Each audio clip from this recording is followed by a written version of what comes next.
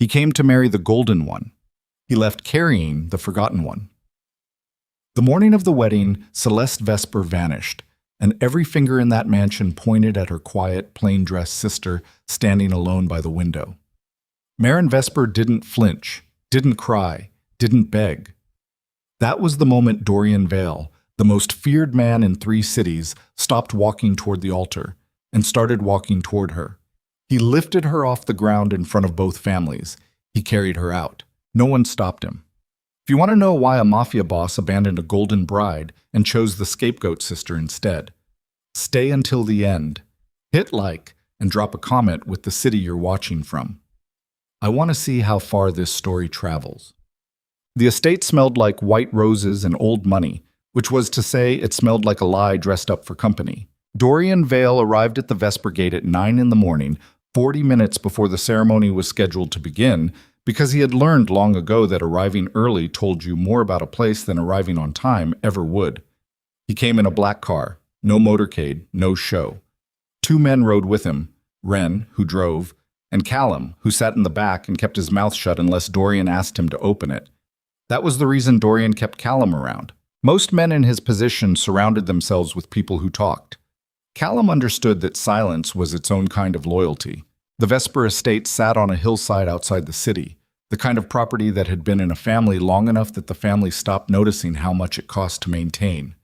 The iron gate was flanked by box hedges trimmed to military precision. A stone fountain in the forecourt had been freshly polished. White flowers were everywhere, wrapped around the gateposts, banked along the front steps, arranged in tall glass cylinders in the entrance hall that Dorian could see even from the car window. Someone had spent a great deal of money trying to make this day look inevitable. Dorian stepped out of the car before Wren had finished parking it. He straightened his jacket, glanced once at the fountain, and walked toward the front door.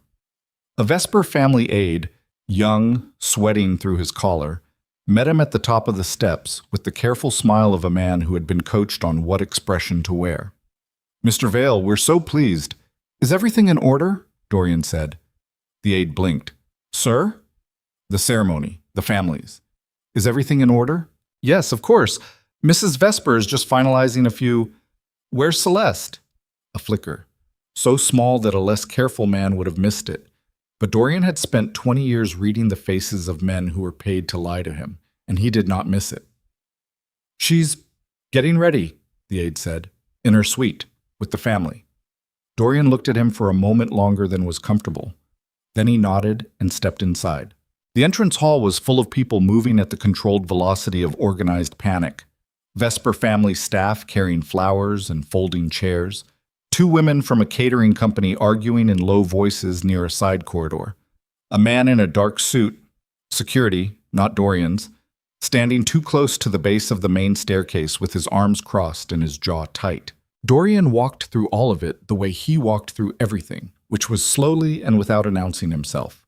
He accepted a glass of water from a passing server, held it without drinking, and moved toward the interior of the house.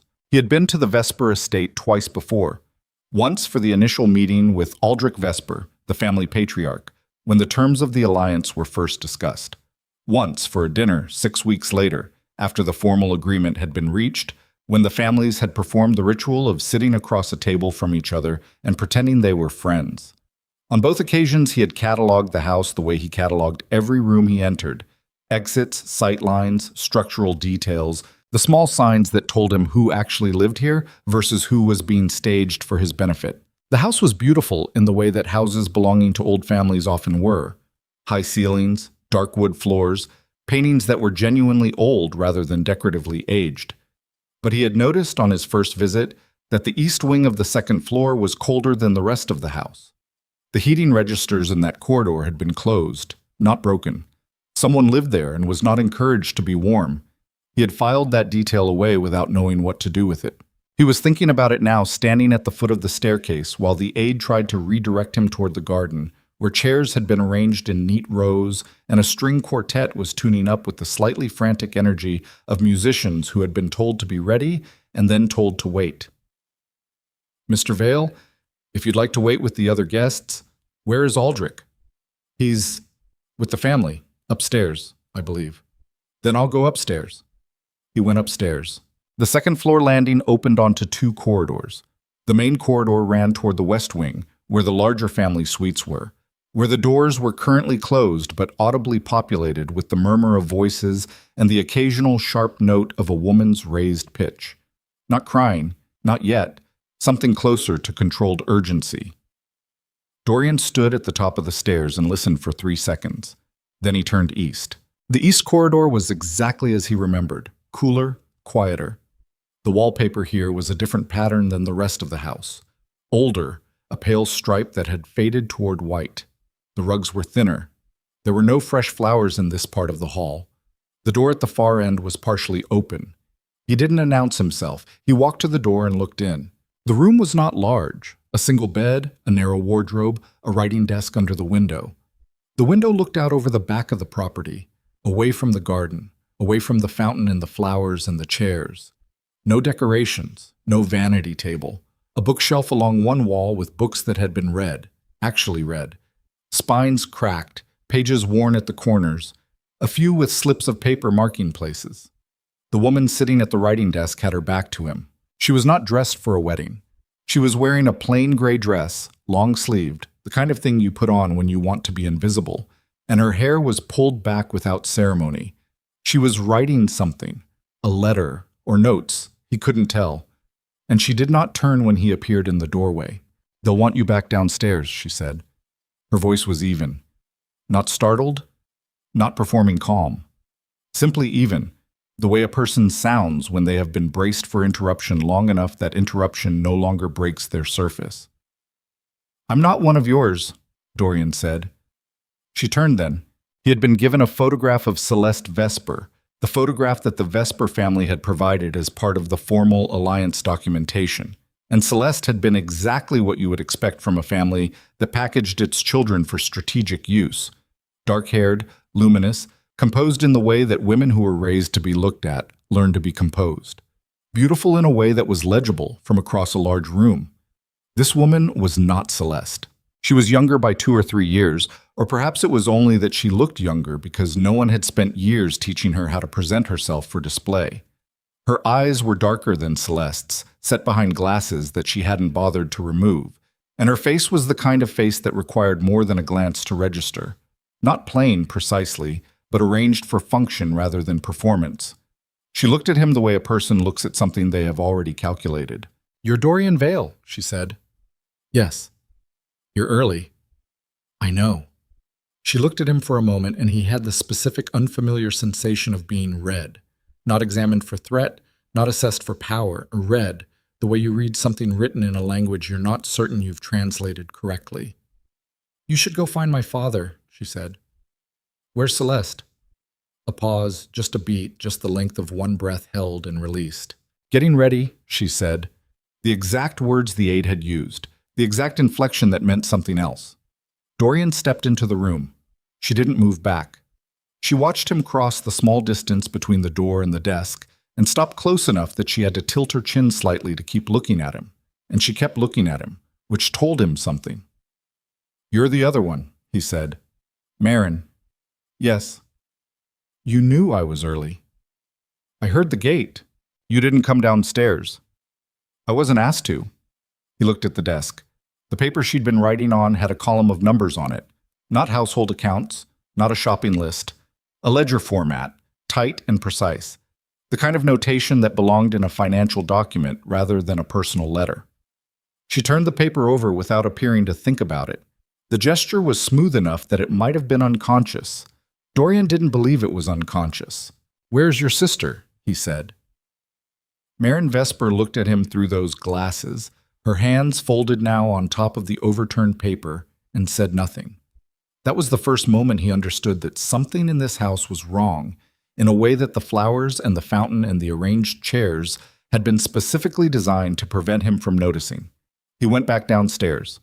The west corridor erupted 12 minutes later. He heard it from the garden, where he had gone to look at the chairs and the quartet, and think about the expression on Marin Vesper's face when he'd asked her where her sister was. He heard a door, then voices climbing above the register that people use when they're trying to stay private. Then Aldrich Vesper's voice, which was the voice of a man who had spent decades using volume as a substitute for authority, dropped from the second-floor window in a phrase that Dorian caught only the end of. Something about making calls, something about finding her, something that had the rhythm of a command that was not going to be obeyed. He walked back inside. The entrance hall had transformed. The controlled panic of 40 minutes ago had collapsed into actual panic, and the difference between the two was visible in the faces. Catering staff had stopped pretending to work. The Vesper family aide was on his phone in the corner, speaking quietly with the body language of a man delivering bad news to someone who didn't want to hear it. Two women who had arrived with the flower arrangements were pressed against the far wall, watching the staircase. Aldrich Vesper came down the stairs with the contained fury of a man who had managed situations all his life and was currently failing to manage one. He was broad-shouldered and gray-templed, and wore the expression of someone who had rehearsed dignity for so long that he performed it automatically even when he was falling apart underneath it. Behind him came his wife, Petra, who was a different kind of controlled, rigid, precise, her face locked in the particular blankness of a woman who had learned to make her face say nothing when her body wanted to say too much. Behind both of them, at the top of the stairs, stood Marin. She had not changed her dress. She still wore the gray. She stood at the top of the staircase with her hands at her sides, and her face composed in a way that Dorian recognized, because he had seen it before, downstairs in her room. The expression of a person who has already survived the thing that is about to happen to everyone else. Aldrich reached the base of the stairs and saw Dorian and stopped. There's been a... He cleared his throat. A complication. Celeste, Dorian said. Something moved across Aldrich's face. Not surprise at the inference, but something colder. Calculation, brief and involuntary, the flicker of a man rearranging his story in real time. She's not... We can't locate her at the moment. She's gone, Petra said from behind her husband, and her voice had no expression in it at all, which was its own kind of expression. The room went very still. Dorian let the stillness sit for a moment. He did not look at Aldrich. He looked at the assembled room, the aide on his phone, the staff along the walls, the guests who had begun filtering in from the garden when they heard the change in the house's atmosphere. Then he looked up at the top of the stairs. Marin had not moved. How long? Dorian said. Her bed wasn't slept in, Aldrich said. We don't... Since last night? We believe. It's possible she left during the... You knew this morning, Dorian said, before I arrived. Aldrich said nothing. That was its own answer. Dorian turned the glass of water in his hand. He was still holding it, had been holding it for 30 minutes without drinking, and set it down on a side table with the precise, deliberate movement of a man choosing not to do several other things. Then there's no ceremony, he said. He said it quietly. The room received it the way rooms receive quiet statements from men who are not accustomed to being questioned, completely, and with a collective exhale of relief that was immediately followed by a collective intake of anxiety, because the absence of a ceremony was not the end of the problem. The problem was still in the room. Aldrich's face had moved through 3 expressions in 4 seconds: relief, recalculation, and now something harder. The alliance can be discussed at a later time, Dorian said. Dorian. Aldrich lowered his voice, stepped closer. There are family members here. There are guests. This kind of disruption, the implications, are yours to manage. I'm asking you to consider, where did she go? Dorian said. Aldrich blinked. You have a missing daughter and you're talking to me about implications. Where did she go? We don't know, Petra said. The same flat voice. She had come all the way down the stairs now and stood beside her husband with her hands clasped in front of her, and she was looking at Dorian the way people look at a problem they've been hoping would solve itself. She left a note, said a voice from the top of the stairs. The room turned. Marin was standing 1 step lower than she had been, her hand on the banister, the paper in her other hand extended, not offering it so much as making it visible. The paper was small, personal stationery, and even from this distance Dorian could see that it was brief. A few lines. The handwriting of someone who had made a decision and wanted to be precise about it. Aldrich turned and looked up at his younger daughter with an expression that moved from surprise to something that Dorian watched crystallize in approximately 2 seconds into anger. Where did you get that? Aldrich said. She left it in my room, Marin said. Why would she? Because she knew you'd destroy it before Dorian saw it, Marin said. The room did not breathe. Aldrich's face had gone through another transformation. The dignity performance had slipped. What was underneath it was uglier. The face of a man who had been managing his household like a chess game and had just watched one of his pieces make an unauthorized move. Give that to me, Aldrich said. No, Marin said. She said it the same way she said everything else, even, unhurried, without emphasis. But she had come down 3 more steps, and she was holding the letter in a way that indicated she would not give it up without a physical confrontation, and the room seemed to understand this, because no one moved. Dorian held out his hand. Marin came down the rest of the stairs. She walked past her father, who did not touch her, and the decision not to touch her was a visible thing, a restraint that cost something.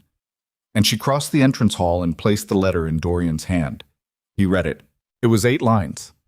Celeste Vesper had a clean, precise script, and she had used it to write 8 lines that said, she was not returning. She was not marrying Dorian Vale. She was sorry for the disruption she had caused. She was not sorry for the decision she had made. She asked that no one look for her. She did not say where she was going. She did not name another person. She did not explain anything beyond what the 8 lines contained, which was everything and nothing. Dorian folded the letter. He put it in his jacket pocket. Aldrich was watching him with the expression of a man bracing for the detonation of something he had built. The Alliance, Aldrich began again. I heard you, Dorian said. Dorian. Aldrich stepped closer, lowered his voice further. We have options. The terms of the agreement were about a union between our families, not a specific individual. There are ways to honor the spirit of... You're suggesting a replacement, Dorian said. I'm suggesting that the alliance doesn't have to end because I just watched your daughter deliver her sister's letter to me over your objection, Dorian said. He said it without inflection, without heat, which made it land differently than heat would have. Before I hear another word about alliances, I want to understand what kind of family I'm forming one with. The room had gotten very small. Aldrich's jaw had tightened. Petra had gone perfectly still. The guests who had drifted in from the garden were watching with the helpless fascination of people witnessing something they hadn't been warned was on the program. Marin was standing 4 feet from Dorian, off to his left, and she was looking at a point somewhere past her father's shoulder with an expression that he could not read anymore, which was different from the composed expression she'd been wearing for the last hour. This was something else.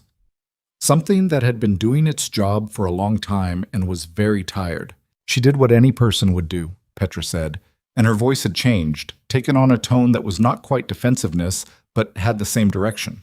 She was looking at Marin. She interfered, as she always does, in matters that... She handed me a letter, Dorian said. That's not interference, that's information. She's been nothing but a disruption to this family for... Mother, Marin said. Just the word. Quiet as everything else, she said. And Petra stopped, which was interesting because Petra Vesper did not seem like a woman who was accustomed to being stopped by her younger daughter. Dorian looked at Marin. She was looking back at him now. The tired expression had not left her face, but behind it there was something watchful. The look of a person tracking something, following it as it moved. He thought about her room, the closed heating registers, the worn books, the overturned paper with the columns of numbers. The way she had said you should go find my father with the voice of a woman who knew exactly what he would find when he did. She had known. Not that Celeste would leave, or perhaps that too, he wasn't certain yet, but that something would go wrong. She had been sitting in her cold room in her gray dress, writing columns of numbers, because she had understood, with the clarity of a person who has been watching a situation develop for a long time, that the morning would not go the way the morning had been staged to go. The guests were murmuring. Someone near the door had their phone out, which was going to be a problem that Callum would need to address. Aldrich was building toward something. Dorian could feel it, the gathering of a man who was about to make a speech about family honor and long-term strategic interests, and how mature parties handled unforeseen complications. Petra was looking at her daughter with an expression that was not grief and was not anger, but was something related to both. The look of a woman who has decided that the nearest available person is the cause of the problem she is currently standing inside. Dorian made a decision. It was not a strategic decision. He would think about that later. would turn it over in the days that followed, would examine it for calculation and find almost none. But in the moment it arrived complete, the way decisions arrive when you've been watching a situation long enough that the right move simply becomes visible. He walked to Marin. She watched him come. She didn't step back. She didn't change her expression. She stood in her plain gray dress with the stillness of someone who had stopped being surprised by the world a long time ago. And she looked at him, and he bent and put one arm under her knees and one arm across her back and lifted her. She made a sound, not a protest, more like a breath that had been startled out of her. And then she was still, and she was looking at his face from approximately 8 inches away, and her expression had done something it hadn't done in the entire 90 minutes he'd been in this house. It had cracked open, just for a second, just enough that he saw what was underneath the composure. The room erupted. Aldrich's voice, Petra's voice, 2 or 3 guests, the aide on his phone dropping it, Callum at the door already moving into position because Callum understood, without being told, what Dorian walking toward an exit while carrying someone meant. "What are you doing?" Aldrich, not a question, the voice of a man who has encountered a variable he did not account for. "Vale, put her down. This isn't... What are you doing?" Dorian walked toward the front door. "She has nothing to do with the Alliance," Aldrich said, louder now, following. She's not part of this. You have no right to..." "You were about to suggest she was a replacement," Dorian said, still walking. "I'm agreeing. That's not what I..." "It is," Dorian said. He reached the front door. Callum had it open. The morning light came through, white and clean, and the stone steps were laid out ahead of him like the last 30 seconds of a decision he had already made. "You don't know anything about her," Aldrich said from behind him. Dorian stepped through the door. He carried Marin Vesper down the front steps of the estate in her plain gray dress, past the stone fountain, past the box hedges, toward the black car that Wren was already pulling around to the front. He felt her weight in his arms. She was lighter than she should have been, he thought, the way a person is when they have been given less than they needed for a long time. And he felt her hand, which had found his jacket lapel at some point during the walk, not gripping, just resting there, steady. He reached the car. Wren had the door open. He lowered Marin onto the back seat, and she moved herself across to make room for him, and he got in, and the door closed, and Callum got in the front. Through the rear window, Dorian watched Aldrich Vesper standing at the top of his stone steps with his arms at his sides, getting smaller. The gate opened. They drove through. Neither of them spoke for a full minute. The estate fell behind them. The city appeared ahead, gray and real and unheroic, the kind of city that continued regardless of what happened to the people inside it. "You didn't have to do that," Marin said. Her voice was back to what it had been, even, unhurried. But something in the evenness had changed. There was a hairline fracture in it that he suspected she was aware of. "No," he agreed. "They'll say you took me. Let them." She turned her head and looked at him. The glasses, the gray dress, the hair still pulled back without ceremony, and those eyes, which were not decorative eyes but thinking eyes, already working on whatever came next. "You read the letter," she said. "Yes." "Did you understand it?" He looked out the window. The city was coming up around them. Buildings, traffic, the ordinary machinery of a morning that had nothing to do with weddings. "Celeste didn't leave because she didn't want to get married," he said. A pause. Long enough that he counted 3 city blocks. "No," Marin said. "She didn't. She left because someone told her to." Marin said nothing. "And you knew," he said. Marin was quiet for another block. Then she turned back to looking out her own window, at her side of the city, and said nothing at all, which was its own kind of answer, the kind that contained more information than any answer she might have given out loud. He thought about the paper on her desk, the columns of numbers, the way she had turned it over without thinking, smooth, practiced, the reflex of a person accustomed to hiding work from anyone who might walk through their door. He thought about the locked heating registers in the East Corridor. He thought about a family that had staged a wedding with white roses and a polished fountain and fresh flowers in every window, and put their quiet daughter in a cold room at the far end of the hall in a plain dress, and had, in the space of approximately 20 minutes, moved from losing one daughter to redirecting the damage onto the other one. He thought about Marin standing at the top of the stairs with the letter in her hand, saying no to her father in a voice that had no anger in it, only certainty. And he thought, for the first time since this morning began, for the first time since the iron gate and the sweating aide and the white flowers that smelled like a lie, that he had walked into a situation whose surface he had been reading correctly and whose depth he had not yet begun to understand. "We're going to the East House," he told Wren. "Yes, sir." He looked at Marin. She was still watching the city. "You're going to tell me what's in those columns," he said. She didn't turn, but her hand, which was resting on her knee, closed slightly, fingers curling in by a centimeter, the only visible sign that she had heard him and that the words had landed somewhere specific. "Eventually," she said. Not a refusal, not a concession, a timeline. Dorian leaned back in the seat and watched the city fold around them and decided, without fully knowing why, that eventually was good enough for now. The East House was what Dorian called the property on Krenner Street that he used when he did not want to be in the main residence, which was the house his uncle Silas Vale had chosen for him 6 years ago, when Dorian had first consolidated the territory and needed an address that communicated permanence. The main residence was on a corner lot in the Aldermere district, large, appropriate, the kind of house that looked the way a man in his position was supposed to look. He had lived in it for 6 years and had never felt like himself there in a way that he had eventually stopped trying to articulate. The East House was smaller.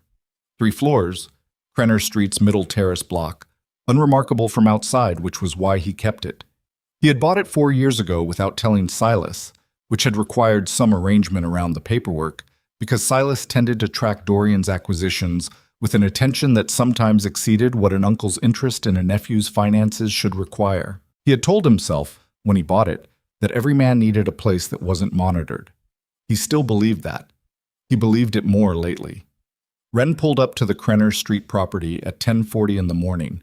Callum went in first. Standard protocol.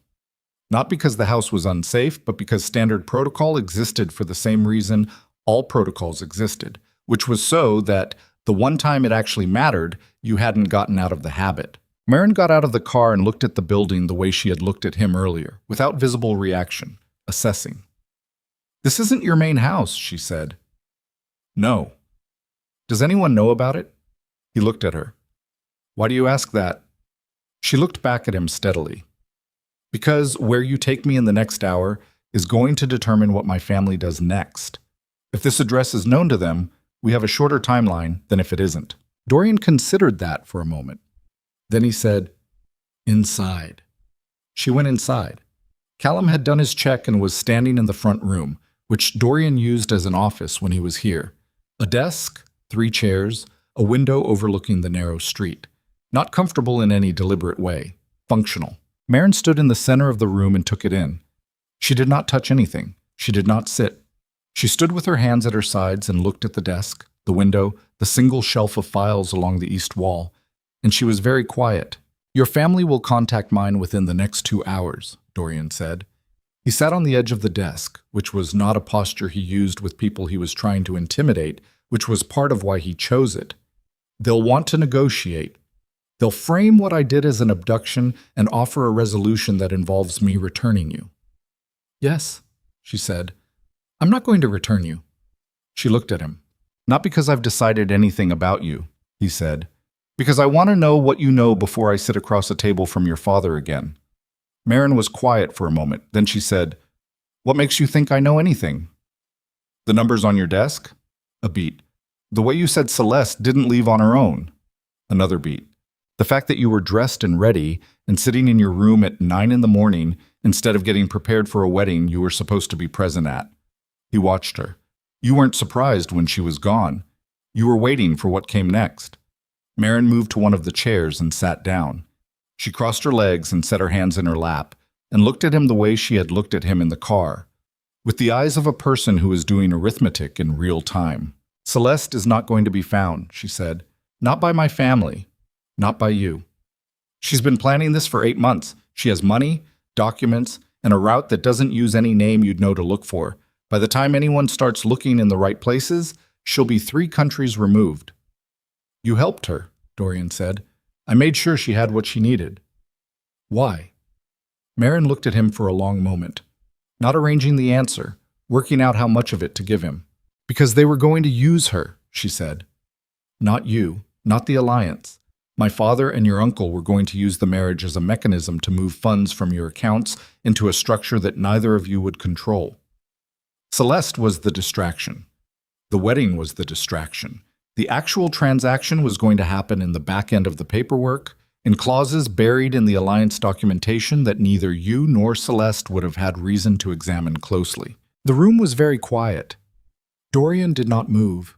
He held the stillness of a man who has been told something he had not verified and was now in the process of deciding whether it was true. You're saying my uncle— I'm saying Silas Vale and my father have been working together for 14 months, Marin said. Outside the alliance framework, outside your knowledge. The alliance was cover. The wedding was the execution mechanism. Dorian looked at her. And how long have you known this? He said. Marin held his gaze without flinching, which was not easy to do, which he was aware of, which told him something. Long enough, she said. That's not an answer. No, she said. It's not. He pushed off the desk and walked to the window and looked at the narrow street and the ordinary morning light and the city that continued to be a city regardless of what was happening inside this room. He thought about Silas, his father's brother, the man who had been in the room when Dorian first took control of the territory, who had helped him build the infrastructure of the first 3 years, who had sat across tables from him at weekly meetings for 6 years and given advice that Dorian had trusted because the advice was always good, had always proven right, which was itself worth examining now from a new angle. He thought about the alliance. He had not wanted it, not particularly. It had been Silas who framed it as necessary, who had laid out the case for a Vesper connection with the clean logic of a man who had done his research, who understood the value alignment, who could see the long game.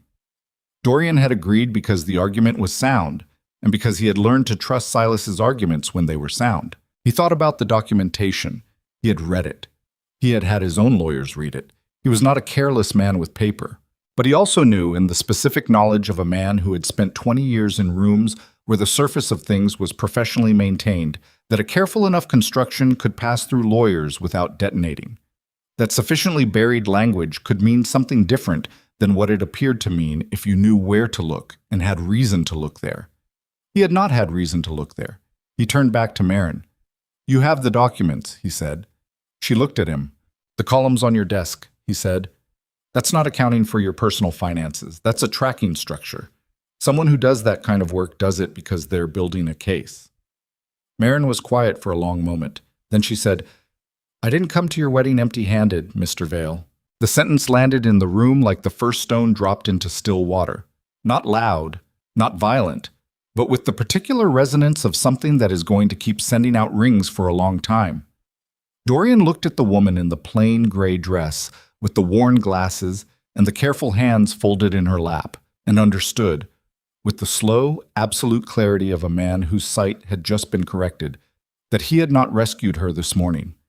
She had been waiting for him. She had been waiting for him, and he had arrived, and whatever she had walked into the Vesper estate prepared to do, whatever case she had built in her cold room over 8 months of closed heating registers and overturned papers, it had just followed her into his east house on Krenner Street, and it was sitting across from him in a gray dress, looking at him with the patient eyes of someone who knew they were in the right room.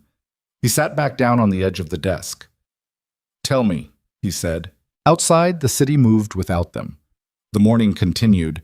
The white flowers at the Vesper estate were probably already being removed, the chairs folded, the fountain unmanned, the string quartet packing up their instruments and asking each other quietly what had happened. Marin Vesper looked at Dorian Vale and began. She did not begin with the beginning. She began with a number. 11.4 million, Marin said. That's the amount that was going to move in the 72 hours following the wedding. Not through your accounts directly. Through a layered structure that your signature on the alliance documentation would have authorized without naming. The clause is in Addendum 3, subsection 9, under the language about joint operational infrastructure. It reads like a standard indemnity arrangement. It isn't. Dorian was still on the edge of the desk. He had not moved since she started. His hands were flat on his thighs, and his face had the particular stillness of a man doing rapid internal work behind a controlled exterior. Show me, he said. Marin reached into the dress. He had not noticed the inside pocket. It was sewn into the left side seam, not a standard feature on a dress that plain, which meant she had put it there herself, or had it put there. She withdrew a folded envelope and held it out, and he took it and opened it. Inside were 4 pages, printed, dense with text that had been marked in several places with a very fine pen. Not highlighter, not thick annotation, the precise underlining of a person who wanted their markings to be readable without drawing attention to themselves on a quick glance. He read. She let him read without filling the silence, which he appreciated more than he was prepared to say. Most people, when they handed someone a document they wanted to be believed, talked while it was being read. Talked to manage the reading, to pre-interpret, to influence the landing. Maren sat in the chair with her hands in her lap and looked at the window and let the document do its own work. He finished the 4 pages. He went back to subsection 9 of Addendum 3 and read it twice more. She was right, not approximately right. Not right in the way that a smart person making inferences can be right. Exactly right, with the precision of someone who had spent significant time with the original text and understood not only what it said, but what it had been designed to look like. It said to someone reading at the speed of trust. He folded the pages back into the envelope. "How did you get this?" he said. "I asked Celeste to photograph it," Maren said. "Before the formal signing, she had access to the documentation through my father's study. She understood what she was photographing, even if she didn't entirely understand what it meant yet." "Your father let her see the documents?" "My father let Celeste see everything," Maren said. "She was the golden one. She was allowed in rooms. The way she said it, not bitter, not performing the absence of bitterness, simply stating a fact that had long since been incorporated into the structure of her daily existence, told him more about the Vesper household than anything he had observed in 2 prior visits. "And you weren't," he said. "I was useful when I was invisible," she said. "That's a different kind of access." Dorian set the envelope down on the desk beside him. He looked at the far wall, at the shelf of files, at nothing in particular. He was thinking about Silas. He was thinking about 6 years of weekly meetings and trusted counsel and good advice, and he was thinking about how good advice given for the right reasons and good advice given as part of a longer construction were identical in every way except the construction, and that the construction was only visible if you knew to look for it. "Who else knows about this?" he said.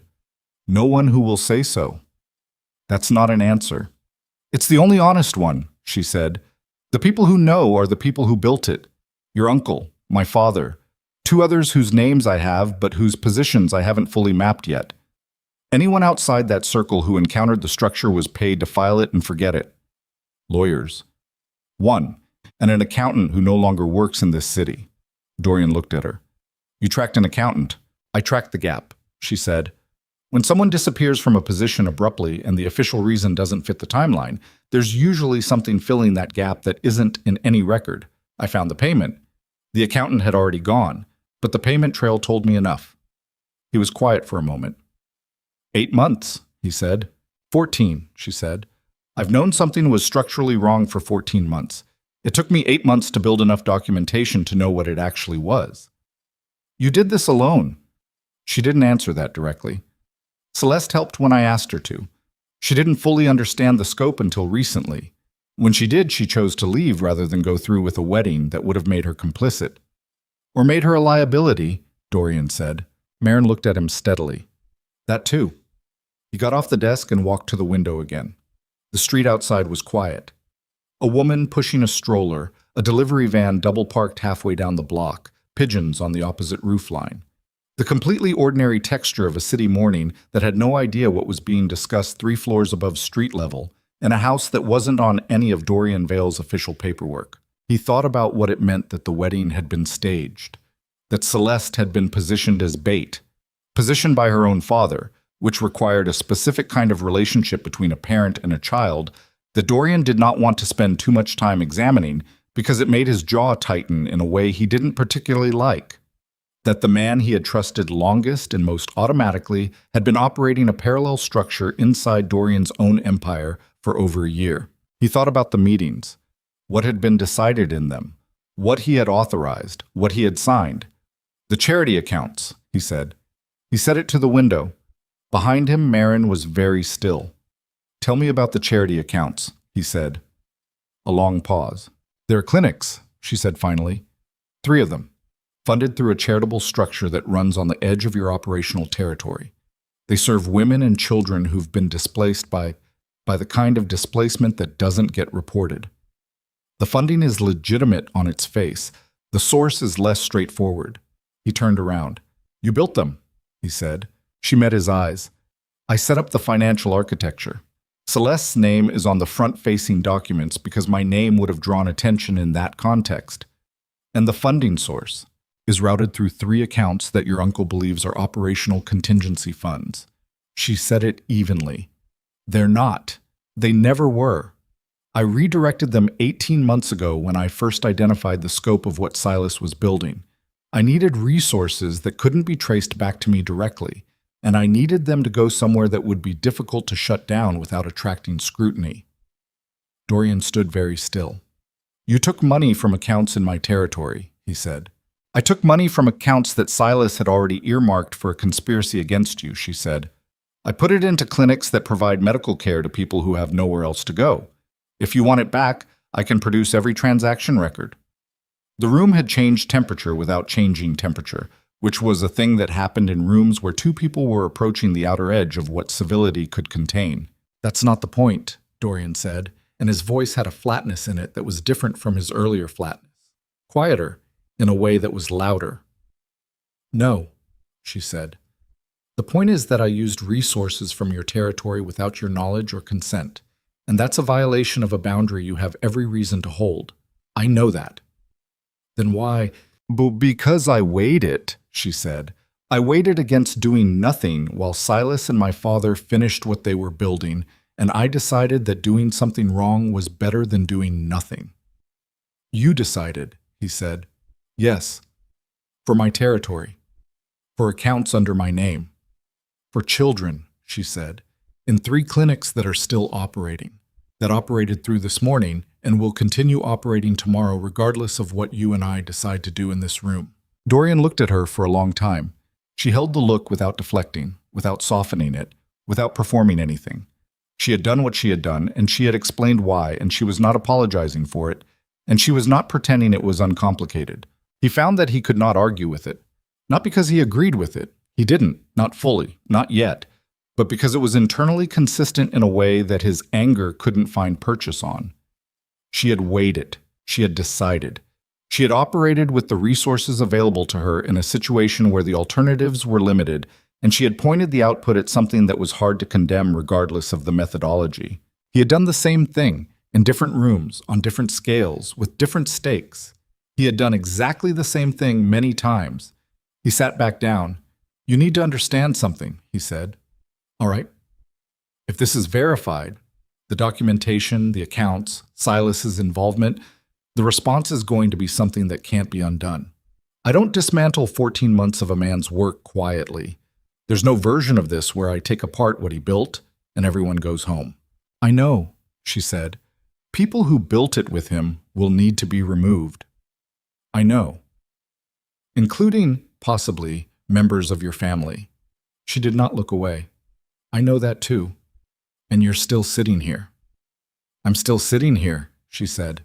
He studied her face, the gray dress and the glasses and the hair pulled back, and underneath all of that the face of a woman who had spent 14 months building a case in a cold room in her family's house, alone, using whatever access she could manufacture from her position as the invisible daughter, and who had walked into a wedding this morning knowing it would collapse and knowing what she was going to do when it did. Why me? He said. You had the documentation. You could have gone to... Who? She said. Flat. A genuine question, not a rhetorical one.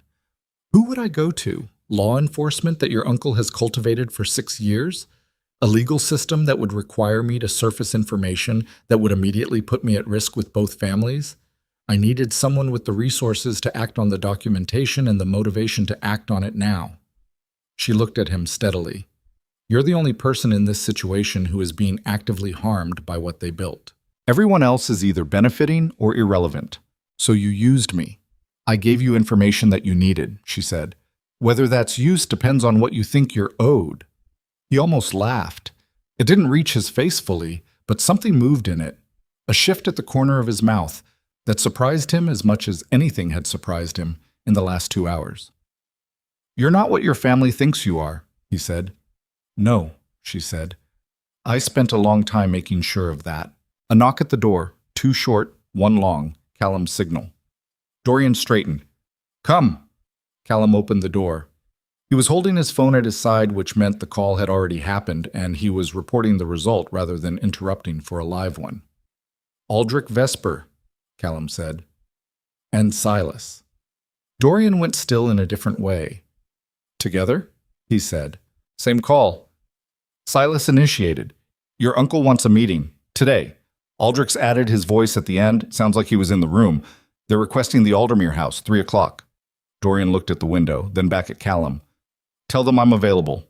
Aldermere, 3 o'clock. Callum nodded and pulled the door closed. Maren had shifted in her chair. A small adjustment, the movement of a person recalibrating. "They moved fast," she said.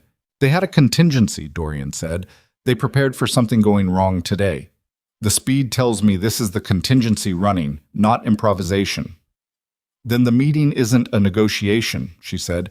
"It's a containment attempt." "Yes." "What they want to contain is me," she said. Not with alarm. The way a person states an operational fact. "You, and what you might have told me," Dorian said. "So the question is what you let them believe you know." He looked at her. "Or what you let them believe I know." She held his gaze. "That's a different conversation."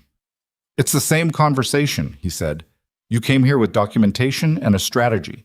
The documentation I now have. The strategy. I don't know all of it yet. Before I walk into a room with my uncle and your father at 3 o'clock, I need to know how much of it I'm carrying." Maren was quiet. Outside, the delivery van on the street ground its gears, pulling away from the curb, and the sound filled the room briefly and then left. "The strategy was always to get the documents to you," she said. "Everything else was architecture to make that possible." "The wedding." "The wedding was the only scenario in which I had a legitimate reason to be in the same physical space as you. My family doesn't use me as a social asset.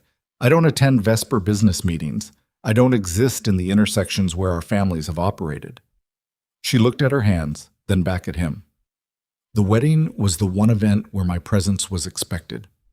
I needed to be present at the moment the structure collapsed, so that you would see me standing in the wreckage, so that you'd ask why." The room received this quietly. Dorian thought about it, about the precision of it, the patience required to build 8 months of documentation toward a single morning, to arrange yourself in the right place at the right moment, and trust that the person you needed to see you would see you and would draw the right conclusions. He thought about how many things had to go exactly right for it to work, how many variables she had been unable to control. "What if I hadn't gone upstairs?" he said. "Then I would have found another way to get the envelope to you," she said. "The plan had fallbacks." "What were they?" She looked at him in a way that suggested the fallbacks were not something she intended to disclose in the first 2 hours of their acquaintance, and that she trusted him to understand why. He did understand why. "Fine," he said. He stood up. "You're staying here. Callum will be outside." "I don't need a guard." "He's not a guard," Dorian said. "He's a notification system. If anyone approaches this address, I want to know before they reach the door." Maren looked at him steadily. "Is there a reason someone would approach this address?" "Your family knows where you are by now," he said. "They may not know the specific address, but they know you're with me. Whether they send someone to negotiate or someone to extract, I don't know yet. I won't know until I know what the meeting this afternoon is actually about." She absorbed this. She did not argue it. "There's a room on the 2nd floor," he said, "at the end of the hall on the right. It has a lock that works. I'd suggest using it." "Are you telling me to stay in a room?" she said. "I'm telling you the room has a lock," he said. "What you do with that is up to you." He took the envelope from the desk, put it inside his jacket, and walked to the door. He stopped with his hand on the frame and looked back at her. She was still sitting in the chair, watching him with the patient, measuring eyes of a woman who had been playing a longer game than anyone in this city had noticed. "Maren." "Yes." "The clinics," he said. "How many people?" She looked at him for a moment. Something shifted in her expression. Not softness exactly, but a loosening of the guard around it. "In total, over the 18 months. Between 2 and 300. Women, mostly. Some children. The youngest was 4 months old when she came in. He stood in the doorframe for a second longer than was necessary. Then he said, "I'll be back before 5, and left.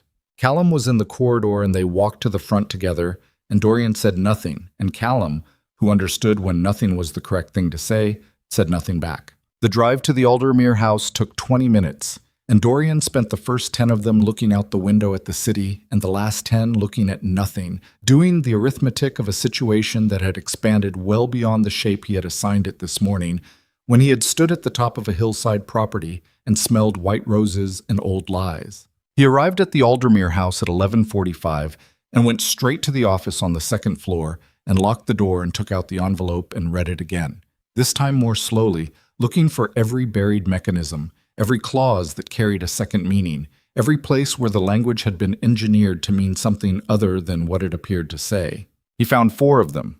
She had marked 3. He found the 4th himself, which was either good or irrelevant. Either he was reading correctly, or there was a 5th she hadn't marked, and he was going to find it too late. He put the documents down and called his lawyer, not the firm that handled the alliance documentation. A different man, older, whose name had never appeared on any Vesper-adjacent paperwork, who answered on the second ring and listened without interrupting while Dorian described what he was looking at without describing where it had come from.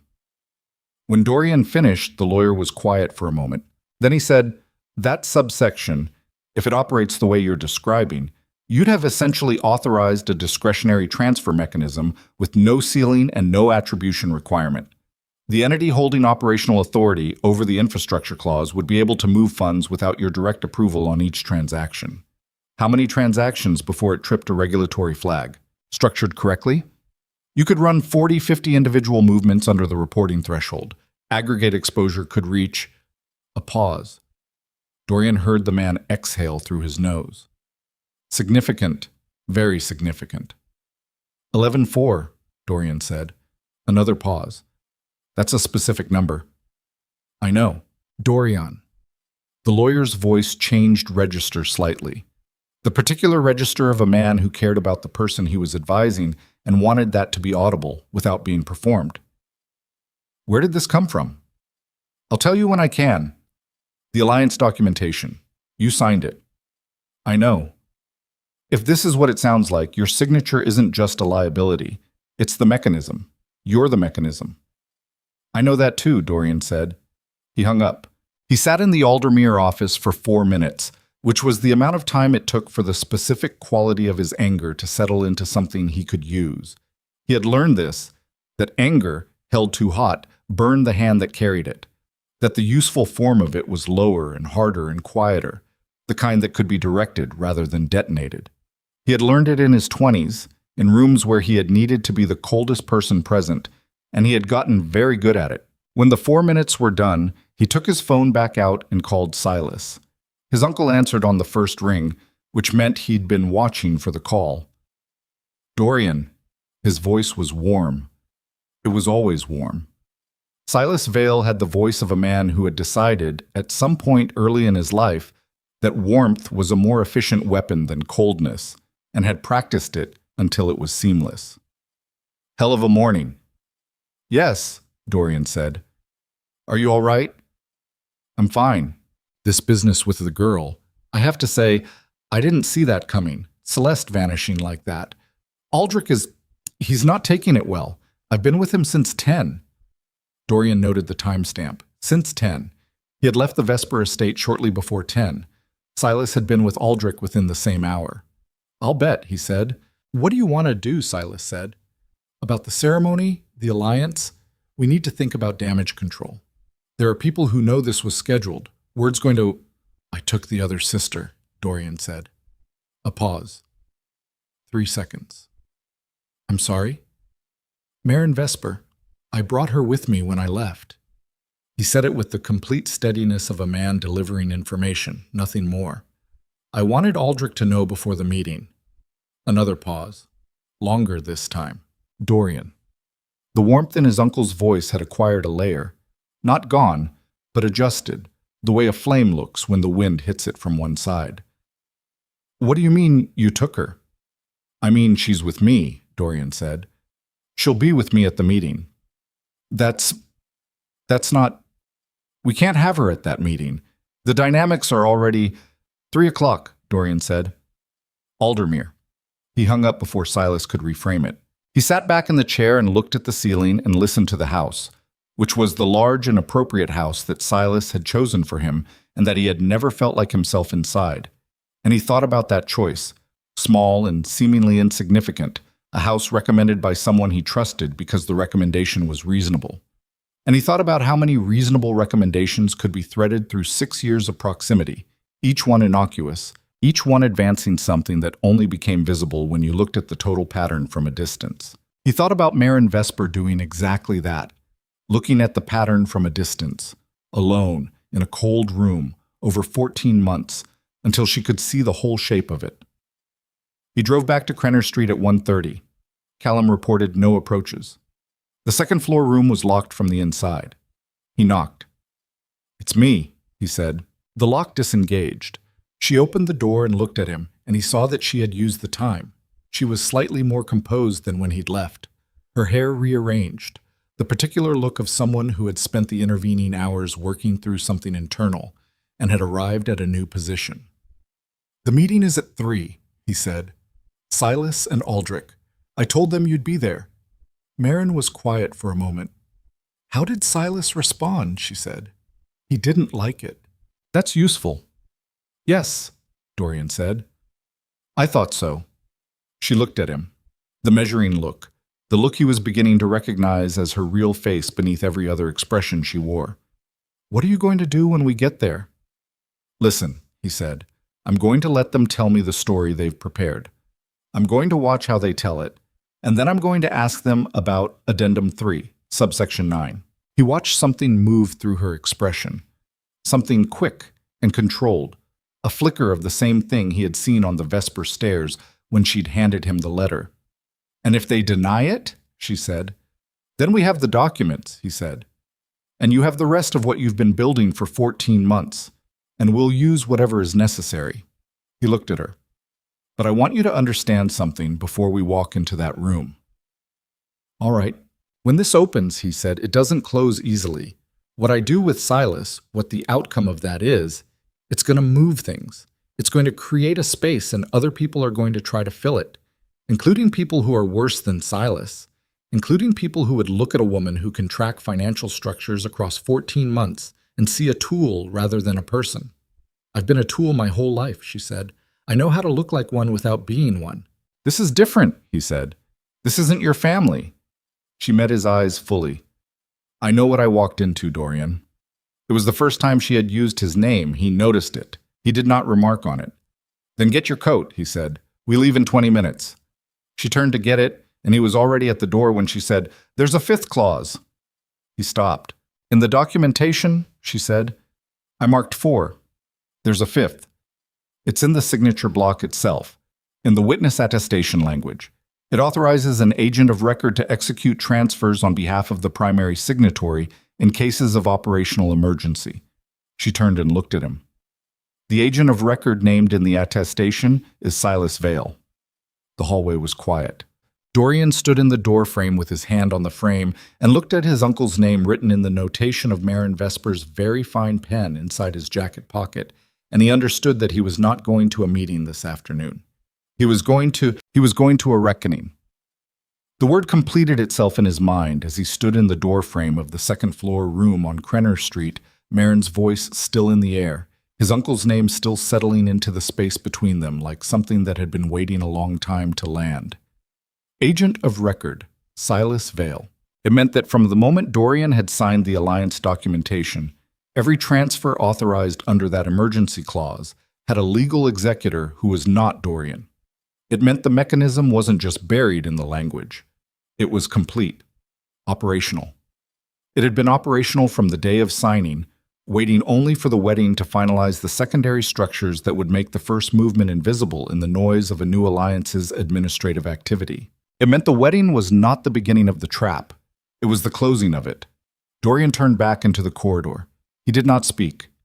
He walked to the end of the hall and stood at the window that looked out over the narrow back of the building at the sliver of sky between rooftops, and he breathed, slow, deliberate, the kind of breathing a man does when he is deciding what kind of man to be in the next several hours. Behind him, he heard Marin's footstep, once, and then nothing.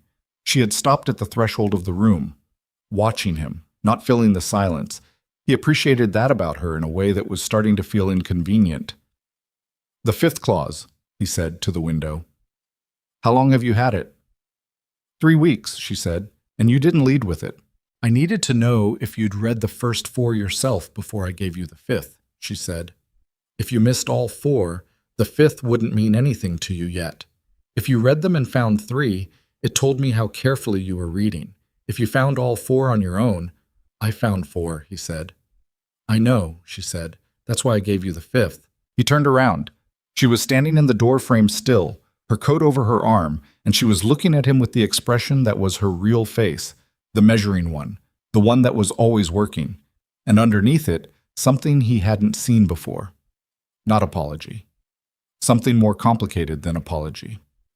The look of a person who has been making calculated decisions in isolation for a very long time and is aware perhaps for the first time that the isolation has cost something. "You tested me," he said. "I evaluated the situation," she said. "You were a variable I didn't fully know yet." "And now?" She held his gaze. "Now I know you read fast and you read honestly. Most people read documents looking for confirmation. You were looking for problems." He crossed the hall toward her. She did not step back. He stopped close enough to speak quietly.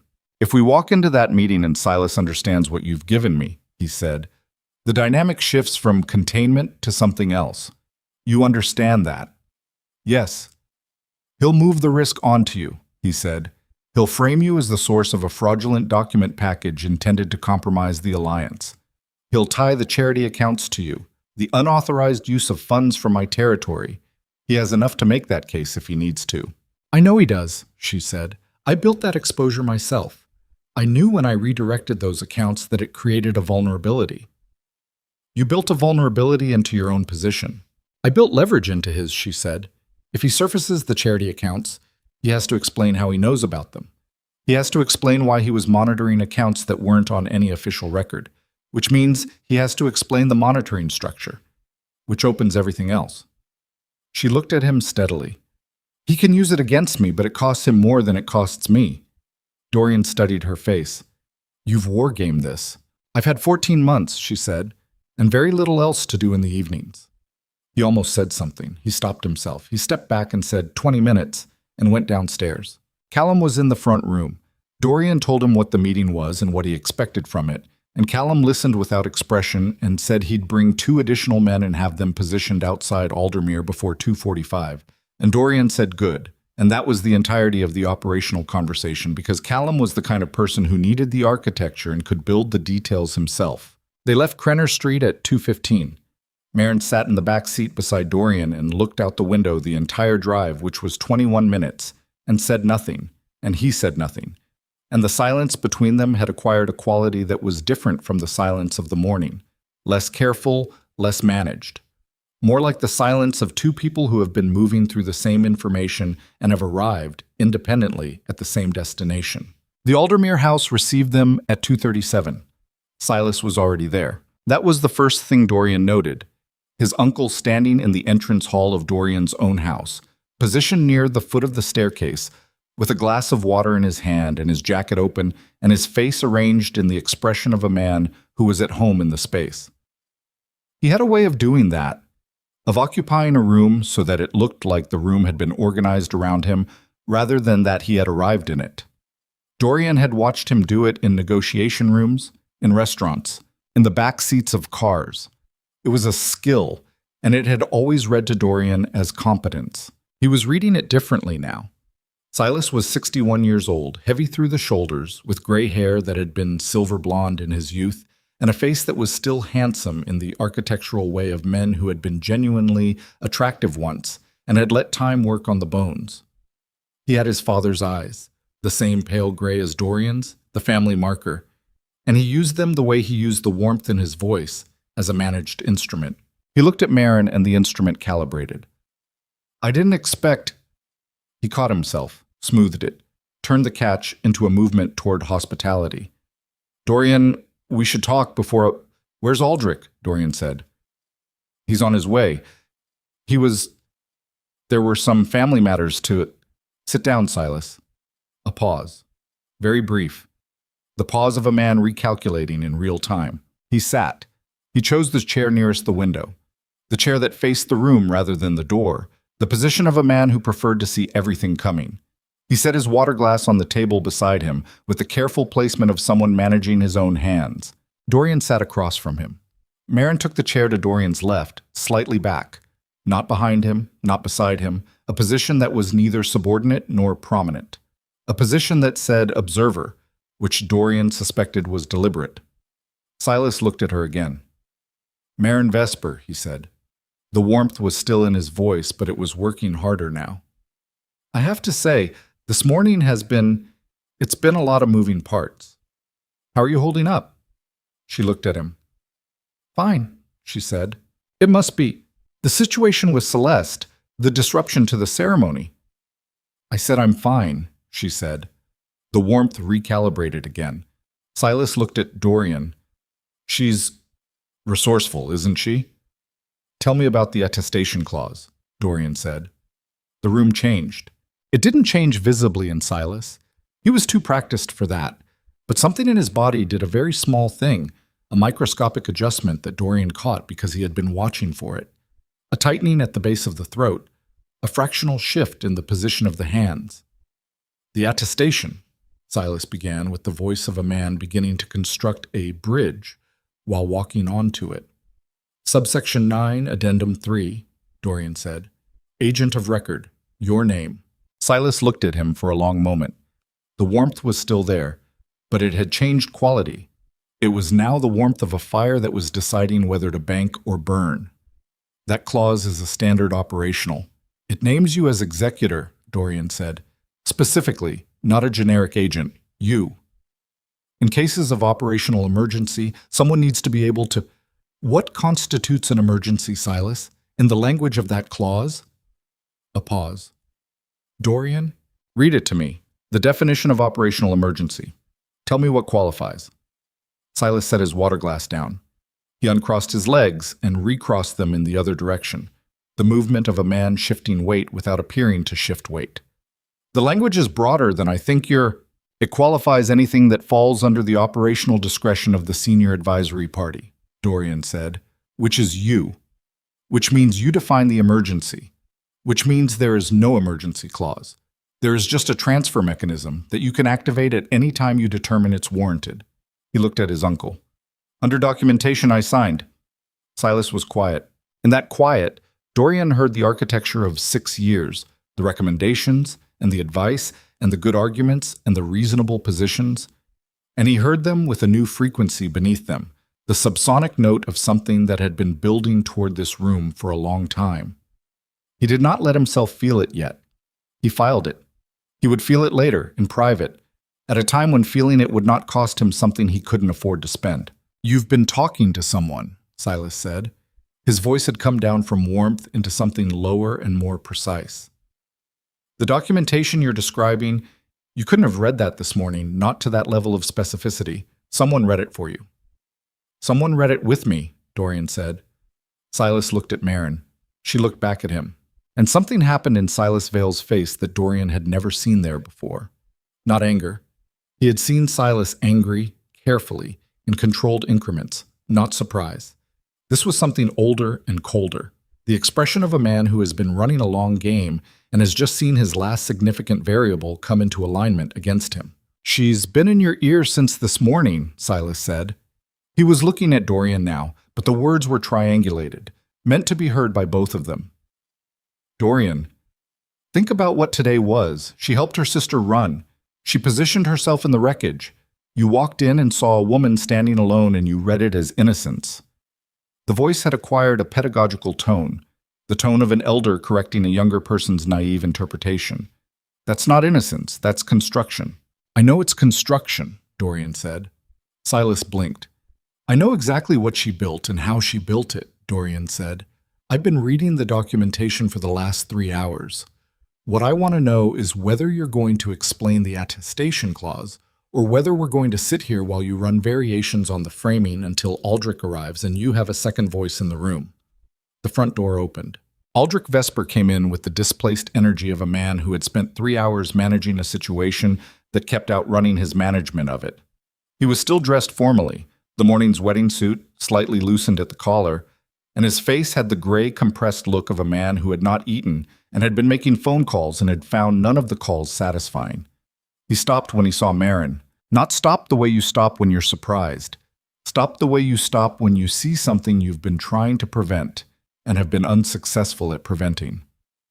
Marin, he said. Her name in his voice had no warmth and no anger, which was somehow worse than either. It had the flatness of a man addressing a problem. Father, she said, you're going to come home now. No, she said. Aldrich looked at Dorian. She has nothing to do with the... Sit down, Aldrich, Dorian said. Aldrich's jaw tightened. He sat. He chose the chair nearest Silas, which was not a coincidence, and the two men sat on the same side of the room's informal arrangement and looked at Dorian, and the geometry of the situation was visible and had been visible since before anyone walked in. The Alliance documentation, Dorian said, contains a mechanism that I did not knowingly authorize. I'm going to give you the opportunity to explain it before I decide what to do with that fact. Silas and Aldrich exchanged a glance. It was fast. It was the glance of two people who have a shared story and are confirming, wordlessly, that the story is still the story they're telling. There's been a misreading, Silas said. The clause you're describing has your name in it, Dorian said. As a formality, as a... 11.4 million, Dorian said. The room stopped. Silas's face did something in the silence that followed. It was not the microscopic adjustment from earlier. It was larger, a movement across the whole surface. The expression of a man whose internal calculation has just hit a number that tells him the other person knows more than the prepared story accounts for. Where did you get that figure? Silas said.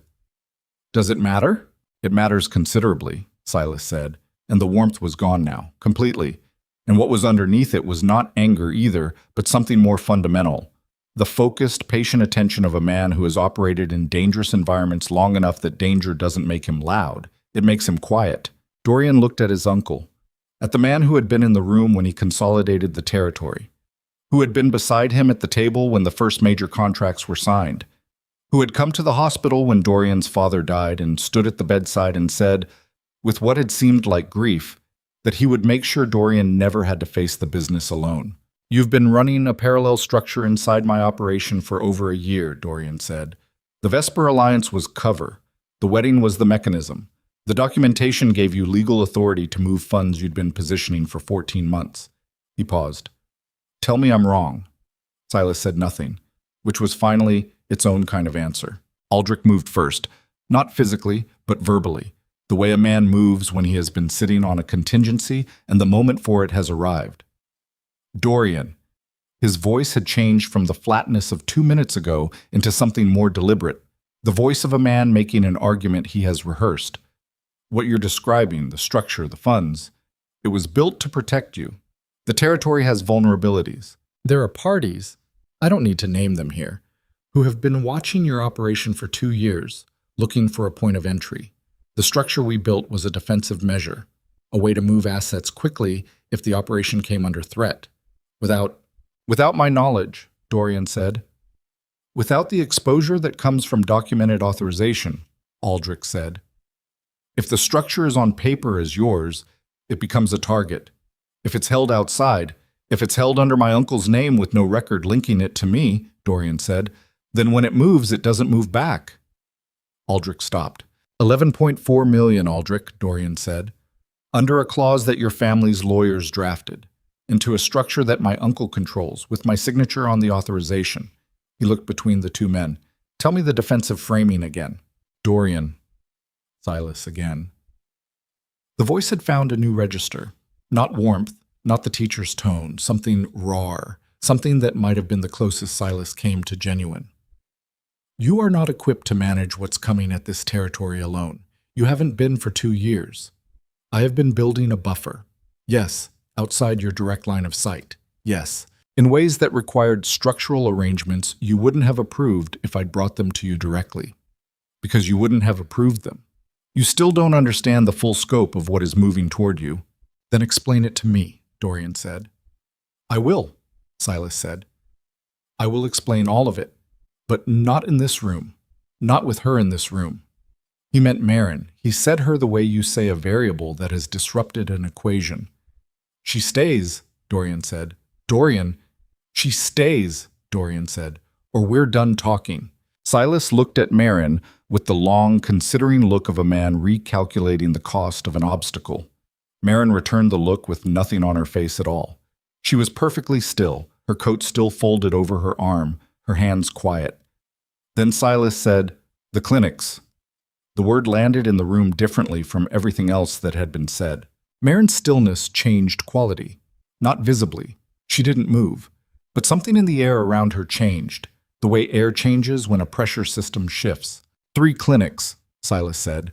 He was not looking at Dorian now. He was looking at Marin. Funded through accounts from Dorian's territory. Accounts that you accessed without authorization and redirected over 18 months. He let that sit for a second. I have the transaction records, every movement, timestamps, amounts, destination accounts. Enough to demonstrate that Marin Vesper has been systematically drawing on funds from this operation for a year and a half. He looked at Dorian. Whatever she's told you, whatever documentation she's given you, needs to be weighed against the fact that she came to you with pre-built evidence against me while sitting on 18 months of unauthorized access to your accounts. The room was very quiet. Dorian did not look at Marin. He kept his eyes on Silas. You've been watching those accounts, Dorian said. I monitor the operation, Silas said. You've been watching accounts that aren't on any official record, Dorian said. Which means you've been monitoring a financial structure that you built outside my direct knowledge and then tracking who else accessed it. He paused. Which means you knew about the clinics. Silas said nothing. How long? Dorian said.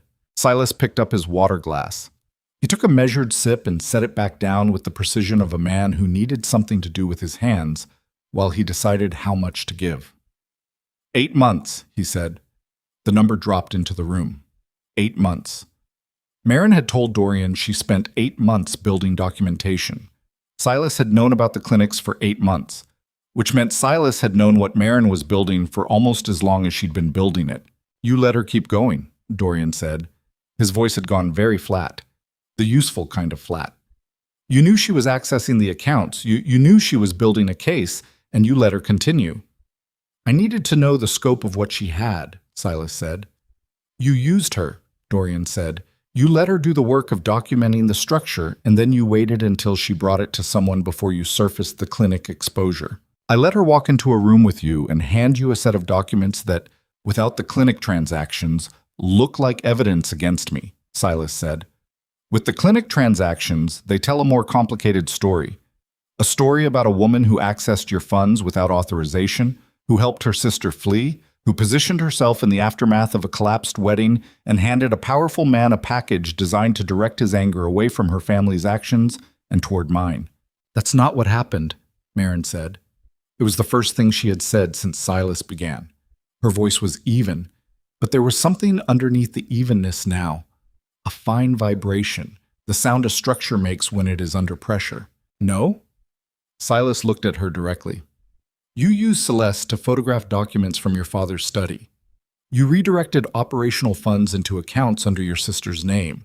You've been building a financial and documentary case for over a year.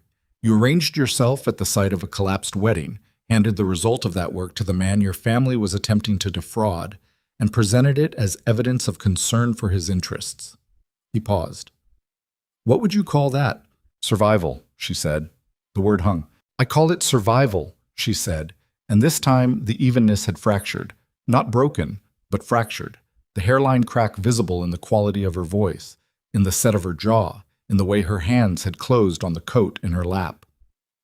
I call it the only option available to a person who has been invisible in their own house for 20 years, who watched her family prepare to weaponize her sister, who found a conspiracy and had no legal recourse and no resources and no standing in any room that mattered, and built something from nothing because the alternative was doing nothing. She was looking at Silas, and the measuring face was gone, and what was underneath it was something that had been waiting behind a closed door for a long time. You want to call that construction. You want to call it manipulation. Call it whatever you need to.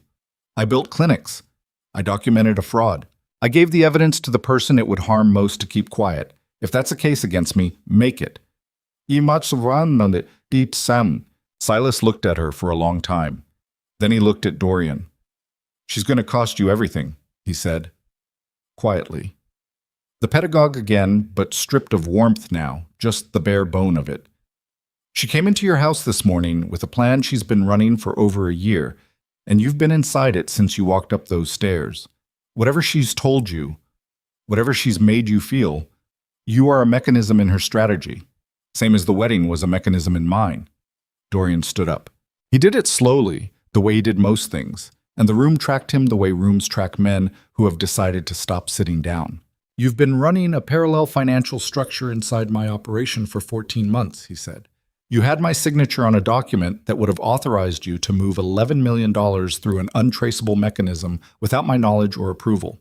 You knew about the clinic accounts for 8 months and said nothing because you were waiting to use them. He looked at his uncle. And you're sitting in my house telling me that she's the one I should be concerned about. Dorian, get out, Dorian said. Silas stood. Both of you, Dorian said. He looked at Aldrich, who had been silent for the last several minutes with the face of a man watching a situation he thought he had engineered come apart at each seam. This conversation is done for today, not forever. I need the evening. Tomorrow morning, I'll contact you both directly. That's not, Aldrich began. Tomorrow morning, Dorian said. They went. Silas went first without looking at Marin, which was its own statement. Aldrich paused at the door and looked at his daughter, with the flat, assessing look of a man who had stopped performing fatherhood some time ago and no longer bothered with the costume. You've made a significant mistake, he said to her. I've made a lot of them, she said. This isn't one of them. He left. The door closed. The Aldermere house was very quiet. Outside, the afternoon had moved into the gray, diffuse light of early evening, and the room had taken on the particular quality of spaces where something has just ended and something else has not yet begun. Dorian stood at the window. Marin had not moved from her chair. He knew for 8 months, she said. Her voice had come back to even, but it was a different evenness now. Thinner, like a surface that has been walked on too many times and is no longer as solid as it looks. Yes, Dorian said. He knew I was building a case, and he let me build it so he could use the clinic exposure as a counter. Yes. She was quiet for a moment. He could hear her breathing, measured, deliberate, the breathing of a person managing something difficult. Then he knows more than I've shown you. He has the transaction records. He has account numbers, timestamps. He has evidence of unauthorized access, Dorian said. He also has 14 months of exposure if he surfaces it in any official context. That's not... She stopped. He heard her take a breath. That's not the threat. The threat is that he uses it privately, not legally. He won't risk the legal exposure. He'll use it with the other council members. He'll circulate it as evidence that I compromised your territory.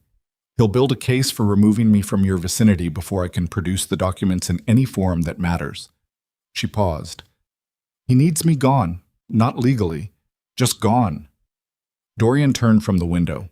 She was sitting in the chair with her coat still in her lap, and her hands very still, and her face doing the thing it did when she was working through something, the arithmetic behind the eyes. But the arithmetic had a different quality now. Something in the calculation had shifted from strategy to something more personal. The hairline fracture from 3 minutes ago had widened. He crossed the room and stopped in front of her. Look at me, he said. She looked up. How many people at the clinics know your name? He said. She blinked. It was a pivot she hadn't anticipated, and the unpivoted moment lasted long enough that he saw it. The face beneath the face, the one that didn't have an answer ready, the one that was simply a person who had been carrying a significant weight alone for a very long time. The director of the second clinic, she said, and 2 staff members at the third. Celeste's name is on all the public documentation, but Silas will find them, Dorian said. If he's had the account records for 8 months, he's been mapping the operational side too. He'll know the clinic locations. He may already have approached the staff. Marin's face went still in a new way. He wouldn't... She stopped herself. She knew better. He could see her knowing better in real time. The women in those clinics, she said, have nothing to do with this, Dorian said. I know. But Silas doesn't distinguish between leverage and collateral damage. He never has. She stood up. The movement was fast. Not panicked, but urgent in a way that her movements hadn't been all day. The urgency of a person who has just understood that something she built to be separate from the danger is inside it. I need to... She stopped, looked at him. For the first time since he'd met her that morning, she looked genuinely uncertain. Not about tactics, not about information, but about what to do with her own body in the next 60 seconds. I need to reach the clinic director. She needs to know... You can't contact them directly, Dorian said. Not now. If Silas is monitoring... Those are real people, she said. The evenness was entirely gone now. There are women in those buildings who are there because they had nowhere else to go. If Silas sends someone to use them... I know, he said. You can't just...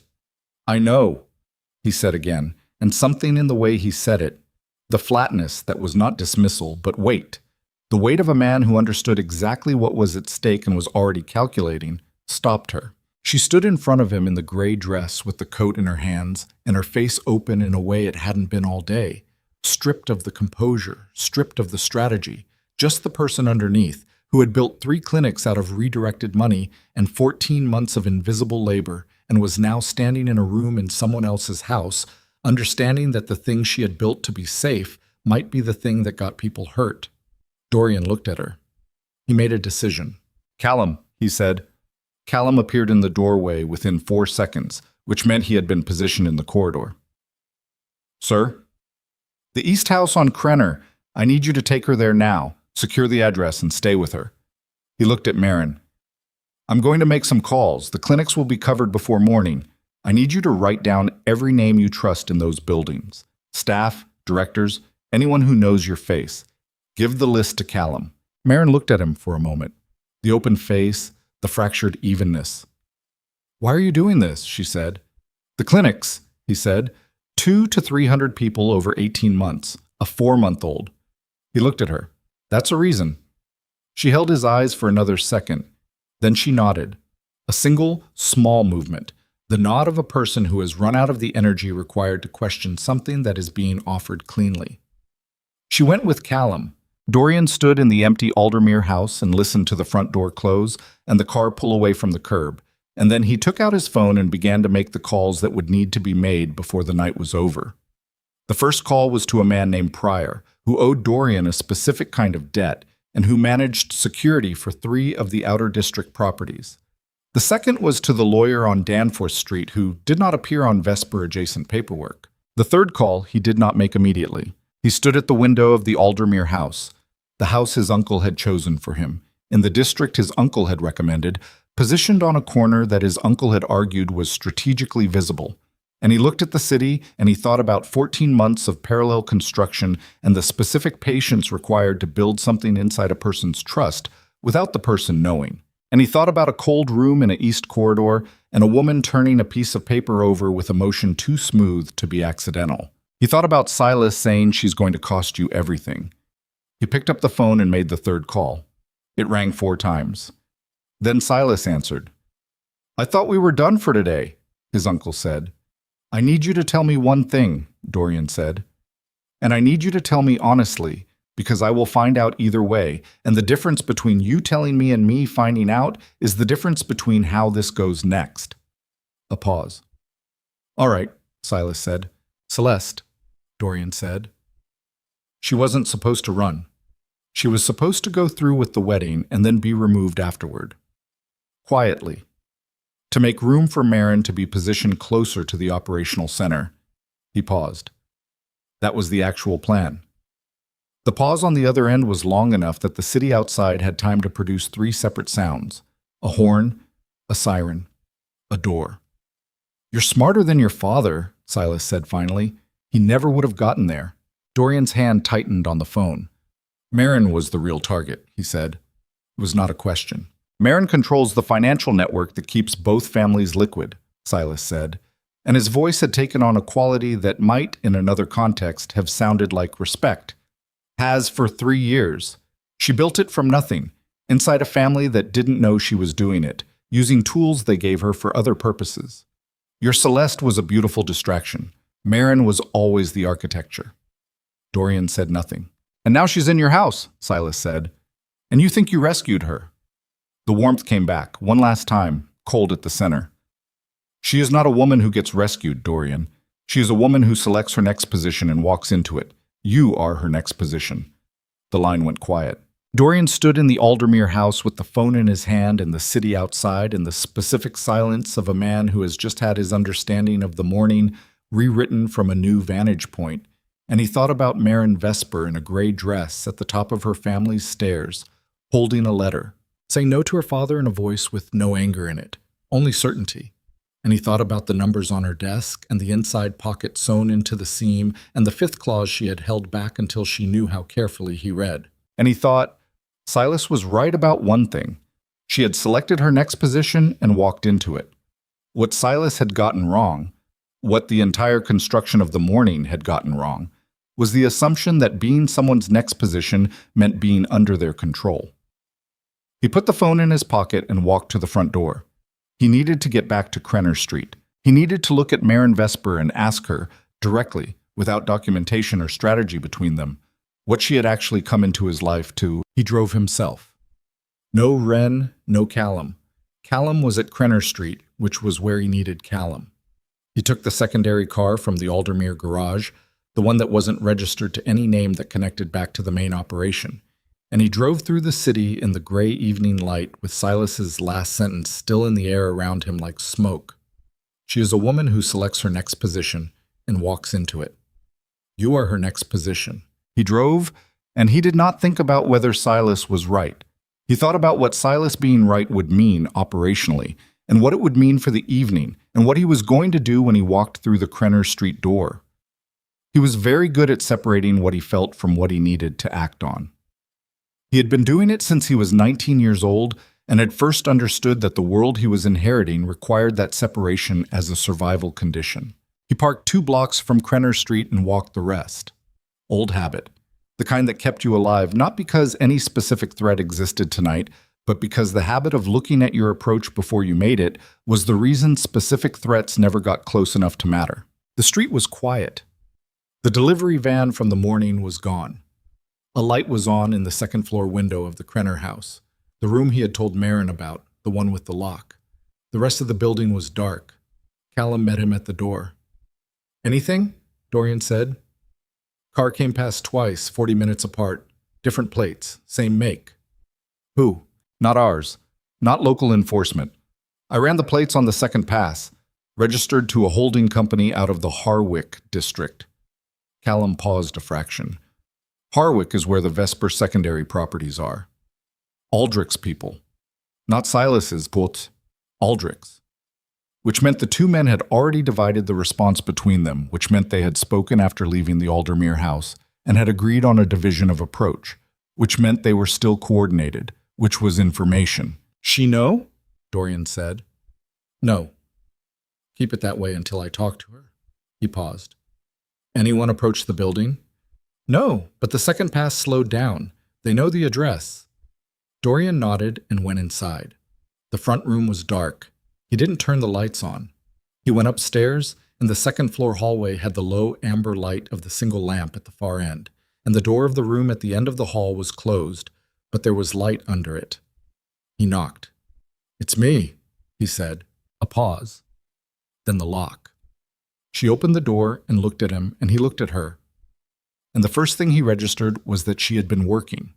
The desk in the room had papers on it, organized in the tight column format he recognized from the morning, and she had found a pen somewhere, and there were notes in the margins. She had been building something in the 2 hours since Callum brought her here, which was either industriousness or the compulsion of a person who managed anxiety by working. He thought it was probably both. Silas called you, she said. Not a question. She was reading his face the way she read everything. I called him, Dorian said. He came in. He closed the door but didn't sit. He stood in the small room with the desk and the lamp and the organized papers, and he looked at her and he said, "Marin, I need you to tell me what you came here to do." She looked at him steadily. "I told you?" "Not the documentation," he said. "Not the strategy. What you came here to do." A silence. The particular silence of a person deciding how honest to be with the person in front of them. "Marin, I came to end it," she said. "The structure Silas built, the hold your family and mine have over each other. The way my father has been running the Vesper finances through a network that he doesn't own and can't sustain without your operation underneath it." She paused. "I came to give you enough to pull the foundation out, and I came to be present when it happened so that there was someone in the room who understood the full shape of it. And after," he said, "what happens to you after?" She was quiet for a moment. "I hadn't gotten that far," she said, and the way she said it, without performance, without deflection, simply the statement of someone who had planned a long way into the future and stopped at a specific wall, told him something that the documentation hadn't. She had expected to be expendable at the end of it, not to him specifically, to the situation. She had expected to deliver the evidence, serve the operational purpose, and end up somewhere that wasn't her family's east corridor, but wasn't anywhere she had allowed herself to plan for. He sat down on the edge of the desk. "Silas told me something," he said. "All right." "He told me Celeste was never the target, that the wedding was designed to fail so that you'd be positioned close to me, that you control the financial network that keeps both families liquid." He watched her face. "He said you were the real architecture." Marin looked at him for a long moment. "He's right," she said. "I know he's right," Dorian said. "I knew it before I called him. I'm asking you why you didn't tell me." "Because you would have heard it as manipulation," she said. "The same way you heard it from him. I'm hearing it from you now." "Now you've had 8 hours," she said. "Now you've read the documents. Now you know what Silas built and why. The architecture I manage isn't a weapon against you. It's the reason both families are still solvent. I built it 3 years ago because the financial structure I inherited was 6 months from collapse, and my father either didn't know or didn't care. And Silas was already beginning to route funds in ways that didn't make sense from a legitimate standpoint." She met his eyes. "I fixed it. I kept it running. I kept it clean enough that it wouldn't attract the kind of scrutiny that brings everyone down. I did that without anyone knowing because no one would have let me do it if they'd known. And it gave you visibility into everything," Dorian said. "Yes." "Which is how you found what Silas was building." "Yes." He looked at the papers on the desk, the columns, the margin notes. "What are you building now?" "A transfer protocol," she said, "for the clinic accounts. If Silas has the transaction records, he can attempt to freeze the accounts through a third-party challenge. I'm setting up a secondary structure that moves the operational funding to accounts with no connection to your territory or my family before he can act." She paused. "I started it an hour ago. I need 3 more hours and access to a specific routing number I don't have memorized." "Where is it?" "In a document at the Vesper estate," she said. "In my room. In the binding of the gray book on the 4th shelf, 3rd from the left." He looked at her. "You hid a routing number in a book binding," he said. "I hid several things in that room," she said. "It was the only space I had." His phone moved in his pocket. He checked it. A text from Callum. "Second car back. Parked this time. Corner of Krenner and Ash." He showed her the screen. She read it. He watched her face process it. The quick calculation, the assessment of what it meant, the landing on a conclusion. "My father's people," she said. "Yes." "He's not going to negotiate," she said. "If he's parked outside..." "He's waiting for instruction," Dorian said, "from Silas. They're coordinated. Silas is the decision maker in this dynamic. Your father follows when there's a clear direction." He pocketed the phone. "Silas needs the documentation back before it can be used in any formal context. The transaction records are leverage, but they're also exposure. He can't surface them officially without surfacing himself. What he needs is to remove the primary document package from the equation." "The package is in your jacket," she said. "Which is why the car is outside," he said. The room was very quiet for a moment. Then Marin crossed to the desk and picked up the pen and wrote a number on the corner of one of the sheets and tore it off and held it out to him. "The routing number," she said. "I remember it. I've had it memorized for 8 months. I wrote it in the book because I was afraid of what would happen to my memory if something happened to me." She held the paper out steadily. I don't need the book. He took the paper. How long for the transfer protocol? He said. If I have the routing number, 2 hours, she said. Maybe less. Then do it now, he said. Callum will be outside this door. He went back into the hallway and told Callum what was happening and what he needed. And Callum listened and said he could have 4 additional men at Krenner Street within 30 minutes. And Dorian said do it, and then he went to the front room and called Pryor and told him the clinic locations needed physical coverage tonight, not tomorrow, tonight. And Pryor said he understood and asked no questions, which was why Dorian used him. Then he stood in the dark front room of the Krenner house and he called Silas. It rang once. The documentation, Dorian said. I'll make you a trade. A pause. I'm listening, Silas said. The document package for a full accounting, Dorian said. Every transaction in the parallel structure, every name. The complete architecture, documented, delivered to me privately. We dissolved the structure on terms I set. You keep operational position within the territory at a reduced scope.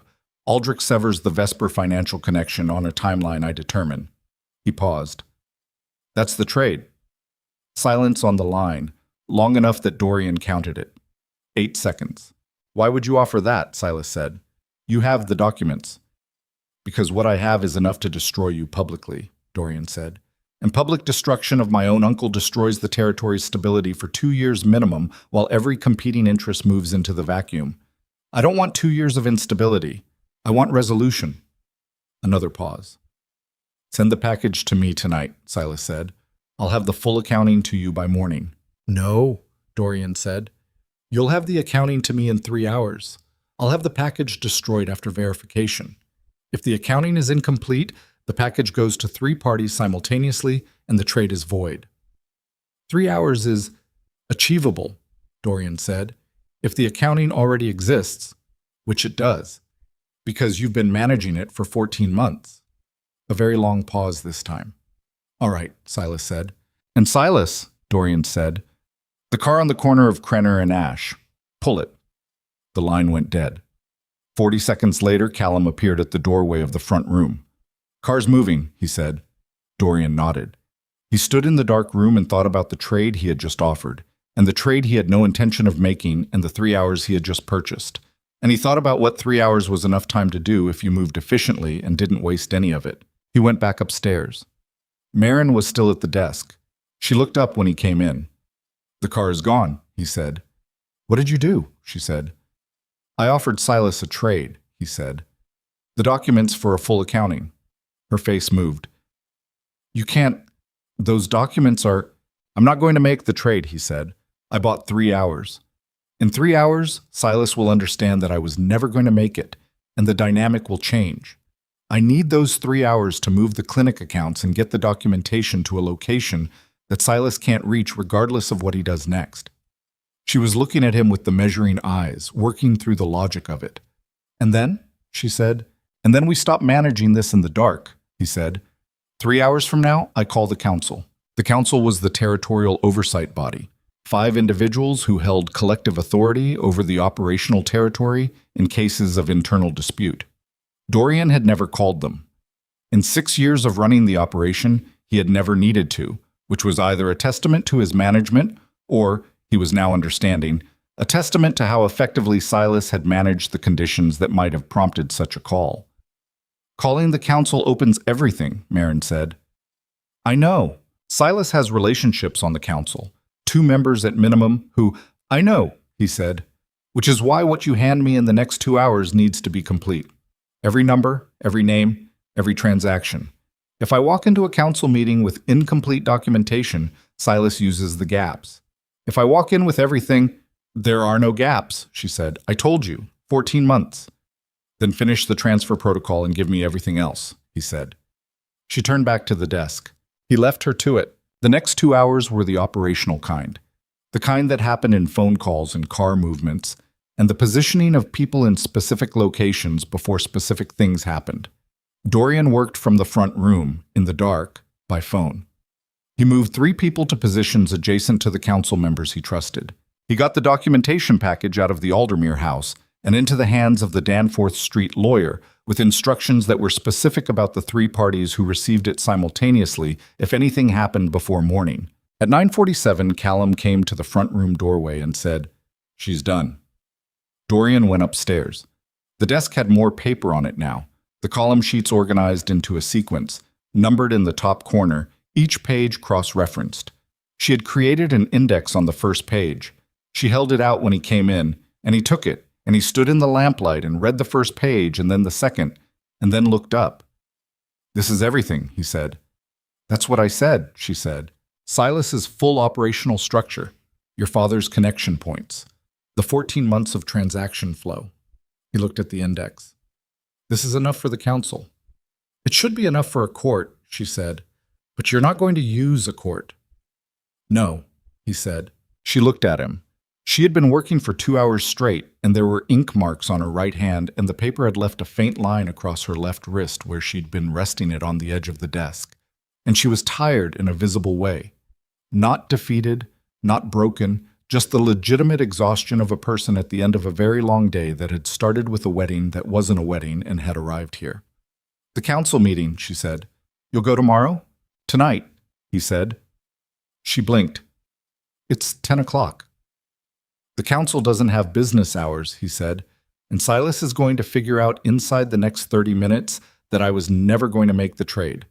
When he does, he'll move. I need to be in the room before he makes his calls." He watched her absorb this, the calculation running, the logic checking out. "I need to be there," she said. "I know," he said. "Silas will argue that my presence—" "Silas can argue whatever he wants," Dorian said. "You built the documentation. You understand the structure better than anyone in that room is going to. I'm not walking into a council meeting without the person who knows where every body is buried." She looked at him for a moment. "That's the first time you've said you need me," she said. "I've needed you since 9 this morning," he said. "I was just slower to say it." Something moved in her face. The fracture from earlier, opening a different direction. Not vulnerable. Something more like the expression of a person who has been braced for a blow that did not come and does not yet know how to stand in the absence of it. "Get your coat," he said. We leave in 5 minutes." The council meeting was held at a property in the Marine District, a building that had been used for internal territorial governance for 20 years. Unremarkable from outside, 2 floors, a conference room on the upper level with a long table and chairs that had never been comfortable and were not designed to be. The 5 council members were reached by phone in 40 minutes. 3 arrived within the hour.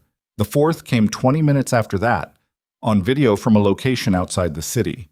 The 5th, a man named Crew, who had been on the council for 11 years and whose relationship with Silas was one of the 2 that Dorian had flagged, arrived last, at 11:15, with a face that had arranged itself into the expression of a man who had been warned something was coming and had arrived anyway, because the alternative was worse. Dorian stood at the head of the table. Marin sat to his left, not at the foot, not behind him. At his left, with the documentation in front of her, organized in the sequence she had established on the desk at Krenner Street. Crew looked at her when he sat down. "Who is this?" "Marin Vesper," Dorian said. "She's here because she built the documentation you're about to look at, and she's the best person to answer questions about it." "A Vesper," Crew said, "in a council meeting." "In my council meeting," Dorian said. "Yes." Crew looked at Dorian the way a man looks at something he was told to look at a specific way, and is now being asked to look at differently. The next 40 minutes were the hardest 40 minutes of the evening. Harder than the Aldermere confrontation, harder than the car outside on Krenner and Ash, because the work of those 40 minutes was not physical and not strategic. It was the work of making 5 people see the shape of a thing that had been built to be invisible. Marin did most of it. Dorian watched her do it. Watched her take the column sheets and walk the council through them with the patient, precise voice of a person who has organized large amounts of complex information and knows exactly where each piece connects to every other piece. She did not perform it. She did not argue it.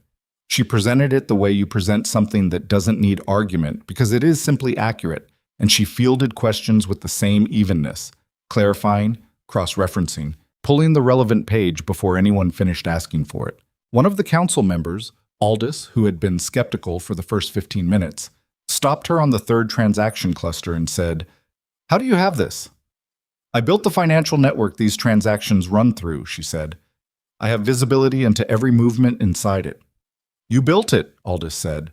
For whom? For both families, she said, 3 years ago, to prevent a collapse that was coming regardless of what anyone decided to do about it. She looked at him steadily. You can question the ethics of how I acquired the access. I'd rather you do that after you've seen the full picture. Aldous was quiet for a moment.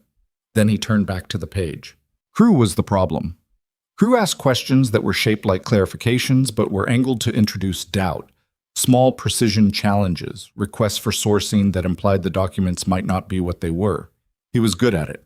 He had the practice quality of a man who had been in rooms like this and knew how to work the margins without being visible about it. Marin handled him differently. The third time Crew raised a sourcing challenge, she looked at him directly and said, "The transaction you're questioning is cross-referenced on page 11 and again on page 17. The discrepancy you're pointing to isn't a discrepancy. It's a timing offset built into the layering structure. It's designed to look like an error to someone reading linearly. If you read the cluster in the order I've indexed it, the sequence is complete." She held his eyes. "I can walk you through it again if you need me to." The way she said, "If you need me to," carried no aggression. It was completely even, but it closed the door on the challenge in a way that was visible to everyone in the room, and Crew did not raise another sourcing question after that. At 12:40 in the morning, the council had seen the full documentation. Aldous spoke first. "The attestation clause alone is grounds for suspension of authority." He was looking at Dorian. Silas Vale operated an unauthorized agent of record mechanism inside the Primary Alliance documentation without council notification. That's a foundational breach. "The transaction structure adds further grounds," said the fourth council member, the one on video. "This isn't a disputed interpretation. This is a documented parallel operation." Crew said, "Silas should have the opportunity to." "Silas has had the opportunity," Dorian said. "He sat in a room with me this afternoon and confirmed the structure was real. He framed it as defensive. The documentation shows what it was used for." He looked at Crew. "He'll have the opportunity to respond to the council directly. I'm not asking for a verdict tonight. I'm asking for a suspension of his operational authority pending full review." A pause around the table. "Seconded," said Aldous. The suspension passed 4-1. Crew voted against. Dorian noted it and said nothing, and filed it in the category of information that would be relevant later. After the other members had left, Dorian stood at the window of the council room with the city below, and the night around him, and the specific exhaustion of a man who has been in a fight that was mostly invisible, and therefore mostly unreleasable. Behind him he heard Marin gathering the documents from the table. The careful paper sounds of a person organizing materials they've been living inside for 14 months. He heard her stop. Then he heard her make a sound. Small. Involuntary. The sound a person makes when a thing they have been holding for a very long time releases, suddenly, at a moment they did not schedule for it. He didn't turn immediately. He gave her 3 seconds. The 3 seconds of a person who respects that some moments need to not be witnessed. Then he turned. She was standing at the table with the papers in her hands, her head bent slightly, and she was not crying. Marin Vesper was not a person who cried in council rooms. He suspected she was not a person who cried often anywhere, but her shoulders had a quality that was different from every other position he had seen them in today. Lower, lighter. The posture of someone who has been carrying a specific weight for so long that they have stopped noticing the weight until the moment it is gone. "Marin," he said. She looked up. Her face was composed. The fracture from earlier had sealed, not into the old surface, but into something new. A different kind of evenness, one that had been through something and knew it. "It's done," she said. Her voice was steady. "The suspension is formal. He can't move the funds." "No," Dorian said. "The clinics are covered tonight?" "Pryor's people are there," he said. "All 3 locations. No one gets in without my clearance." She nodded. She looked down at the documents, then back up. "What happens to you now? With the territory? With the council knowing?" "There's work," he said. "Significant work. Dismantling what Silas built, establishing what the actual operational structure looks like without the parallel layer, managing the fallout when Crew reports back to whoever he's been reporting to." He paused. "It's going to be a difficult several months." "Do you need the network?" she said. "What I manage." He looked at her. "I need whoever manages it to be someone I trust," he said. She was quiet for a moment. "That's not an answer," she said. "Yes, it is," he said. She looked at him, the measuring look. But it was measuring something different now. Not threat and not tactics, but something more personal. The look of a person who has been trying to figure out if a thing is real and is not yet entirely sure and will not pretend to be. "You know what you married," she said, "this morning. You know what I did, what I planned. You know I used the wedding and positioned myself and gave you the documents in a specific sequence to manage what you understood and when." "Yes," he said. "And you're still—" "Yes," he said. She looked at him for a long moment. "I fell in love with you," she said. Not the way people say it in stories, not with music under it. With the flat, slightly surprised voice of a person making an empirical statement about a fact they did not plan for and are still not entirely comfortable with. "I didn't intend to. It happened somewhere between the third month of watching you run an operation with more integrity than anyone around you deserved, and the moment you walked upstairs to find me this morning, when every calculation said you had no reason to." He was very still. "I came into your house with a strategy," she said. "The strategy is done. The man I found inside it is not something I planned for." Dorian crossed the room. He stopped in front of her close enough that there was nothing between them but the last several inches of a very long day, and he looked at her. The gray dress and the ink-stained hand and the eyes that were tired now, genuinely tired, in a way that had nothing to do with strategy and everything to do with a person who had run out of the energy required to hold everything back. He put his hand on the side of her face. She closed her eyes for exactly 1 second. Then his phone erupted. 3 successive bursts. He pulled it out with his other hand without moving away from her. The screen showed Callum's number, and below it a text that had come in during the meeting that he had only now seen. Silas moved. He's not alone.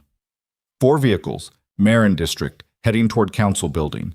ETA 7 minutes from first message timestamp. He looked at the timestamp. The message had come in 9 minutes ago. "Callum," he said. Marin had her eyes open. She had read the screen. Her face had changed back into the operational face. The fracture sealed, the tiredness pushed somewhere else, the arithmetic running again behind her eyes. "He's already here," she said. From below, through the floor of the council building, came the specific sound of a door that had been opened with force. Not broken, not exploded, just pushed with the momentum of several men who were not asking permission. Dorian looked at the room. 1 door, 2 windows. The table between them and whatever came through that door. Callum was 30 seconds out if he was already moving. He looked at Marin. She looked back at him. "Behind the table," he said. "No," she said. "Marin." "I'm not going behind the table," she said, and her voice had the same quality it had when she said no to her father on the stairs of the Vesper estate that morning. No anger, only certainty. And she put the documents under her arm, and she stood beside him and she looked at the door, and the footsteps on the stairs were getting louder. And Dorian Vale stood in the council room of the Marin District property at 12:53 in the morning with the woman he had carried out of a wedding that morning standing at his shoulder. And the door opened. Silas came through it first, which surprised Dorian. He had expected men first, his uncle behind them, the arrangement of a person who sends weight ahead of himself. But Silas came through the door alone, in his jacket from the afternoon, and he stood in the entrance of the council room and looked at Dorian, and then at Marin, and then back at Dorian, and his face had the quality of a man who has made a final decision and is no longer performing anything. Behind him in the corridor there were men. Dorian could hear them. The particular stillness of people who have been told to wait and are waiting with the held tension of a spring. 4 vehicles, Callum's text had said. That was 8 to 12 people minimum depending on how they'd loaded. But Silas had come in alone. "Send them home," Dorian said. "I will," Silas said. "After." "After what?" Silas looked at the room. The long table, the council chairs, the documents under Marin's arm.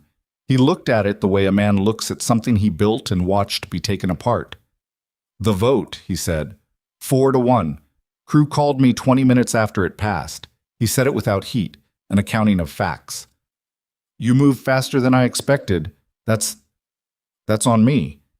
I assumed you'd wait until morning. I know you assumed that, Dorian said. Yes. Silas put his hands in his jacket pockets. He looked tired. Not the performance of tiredness, the actual tiredness of a man at the end of something long. I want to talk to you, not negotiate, not threaten, talk.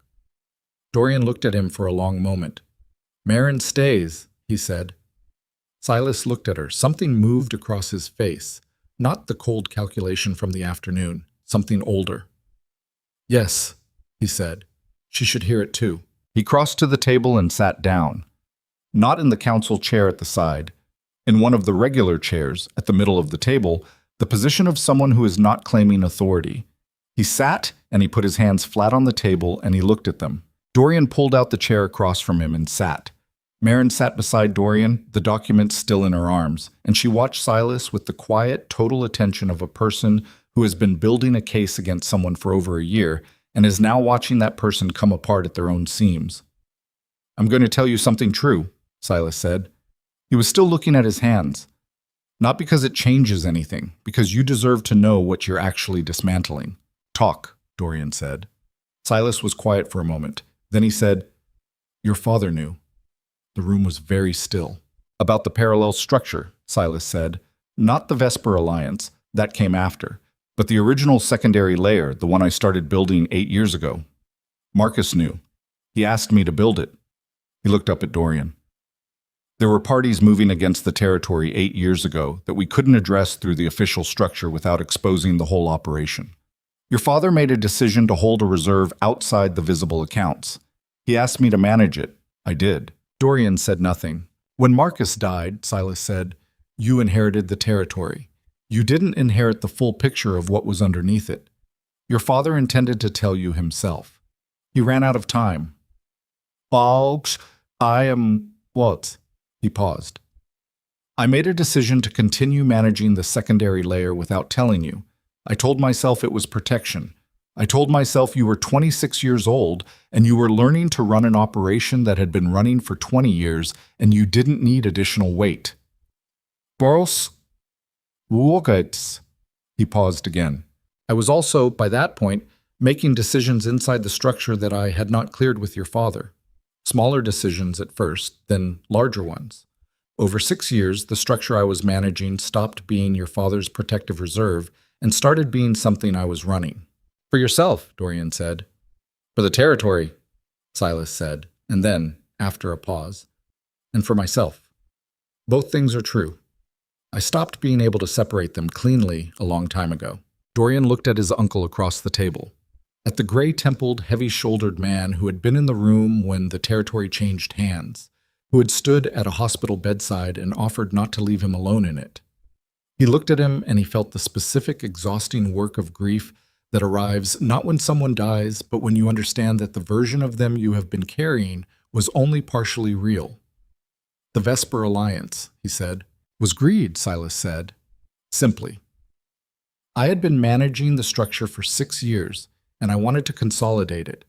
The Vesper connection gave me the mechanism. Aldrich understood leverage. We came to an arrangement. He looked down. The arrangement required the wedding. The wedding required Celeste, and Celeste... He stopped. Celeste was a person, Marin said. Her voice was quiet, and it cut through the room cleanly. She was a person who was positioned as bait by her father and by you, and who had enough clarity to walk away from it before it consumed her. Silas looked at Marin, and something in his face did a thing that Dorian had not seen it do all day. It contracted, briefly, the contraction of a man who has encountered a truth he cannot restructure into something more comfortable. Yes, he said. She was. And the women in those clinics, Marin said, did they factor into the arrangement at any point? No, he said. Then there's your accounting, she said. Right there.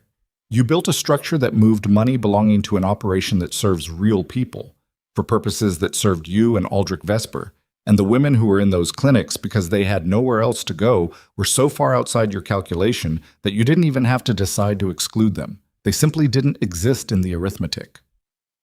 She looked at him. That's the cost of what you built, not the money, not the documentation. That. Silas held her gaze. He did not look away. He did not reformulate. He sat with what she had said in a way that was the closest Dorian had seen him come, in 24 hours of watching him operate, to an honest posture. "What do you want?" Silas said to Dorian. "Not the council, not the formal process. You. What do you want?" Dorian considered the question for a long moment. "I want the full accounting," he said. "Every transaction, every name, every structure, complete. I want it in writing, signed, delivered to my lawyer by 9 tomorrow morning." He paused. "I want you out of the operational territory. Not suspended. Out. You keep your personal assets and your name. You lose the access and the authority and the proximity." "And my people," Silas said, "will be evaluated individually," Dorian said. "People who are following your direction without full knowledge of the structure will be given the opportunity to transfer their loyalty. People who knew what they were doing will be addressed accordingly." "Crew," Silas said. "Crew is a council matter now," Dorian said. "The council handles its own." Silas was quiet for a moment. He looked at the table. He looked at his hands. "The documents she has," he said. "What happens to them?" "They go to my lawyer," Dorian said. "They're held as security. If the accounting is complete and accurate and the terms are honored, they stay held. If anything moves against the clinics, against Marin, against the operational terms I've laid out, they go to the 3 parties I already designated." Silas nodded. "Aldrich," Marin said. Both men looked at her. "My father," she said to Dorian. "He's not a peripheral party. He built this with Silas. He positioned his daughters as mechanisms. He knew what Celeste was being used for, and he let it happen." She was looking at Dorian, not at Silas. "What happens to him needs to be part of this." "Yes," Dorian said. "The Vesper Financial Network," she said. "The one I manage. My father's family has been drawing from it for 3 years without understanding how it works or who built it. If Aldrich loses access, the Vesper family finances become his problem to solve without infrastructure. That's—" She paused. "That's significant exposure for people in that house who had nothing to do with what he did. My mother, the staff." "Your mother knew," Dorian said, quietly. Marin was quiet for a moment. "She didn't stop it," she said. "That's different from knowing." "Yes," he said. "I know." She looked at the documents in her arms. "I can restructure the network access, create a partition. Aldrich loses the operational layer. The household accounts are separated and protected. It takes about a week." She paused. "If you'll let me." "You'd protect your family's household finances," he said, "after what they did." "I'd protect the people in the house who aren't my father," she said. "Those are different things." He looked at her. The ink-stained hand, the gray dress, the face that had been doing its job all day and was still doing it, even now, even here, at nearly 1 in the morning in a council room with a tired old man across the table and everything broken open around them. He had carried her out of a house that morning because he had seen something in her face that he couldn't name yet. He thought he could name it now. 1 week, he said. "And then the partition is permanent." She nodded. He looked at Silas. "The men in the corridor, send them home. Walk out with them. Have the accounting to Danforth Street by 9. Silas stood. He stood slowly, the way men stand when they are older than they want to be and have just spent the last of something they can't replenish. He pushed his chair in, which was a strange, small, fastidious gesture.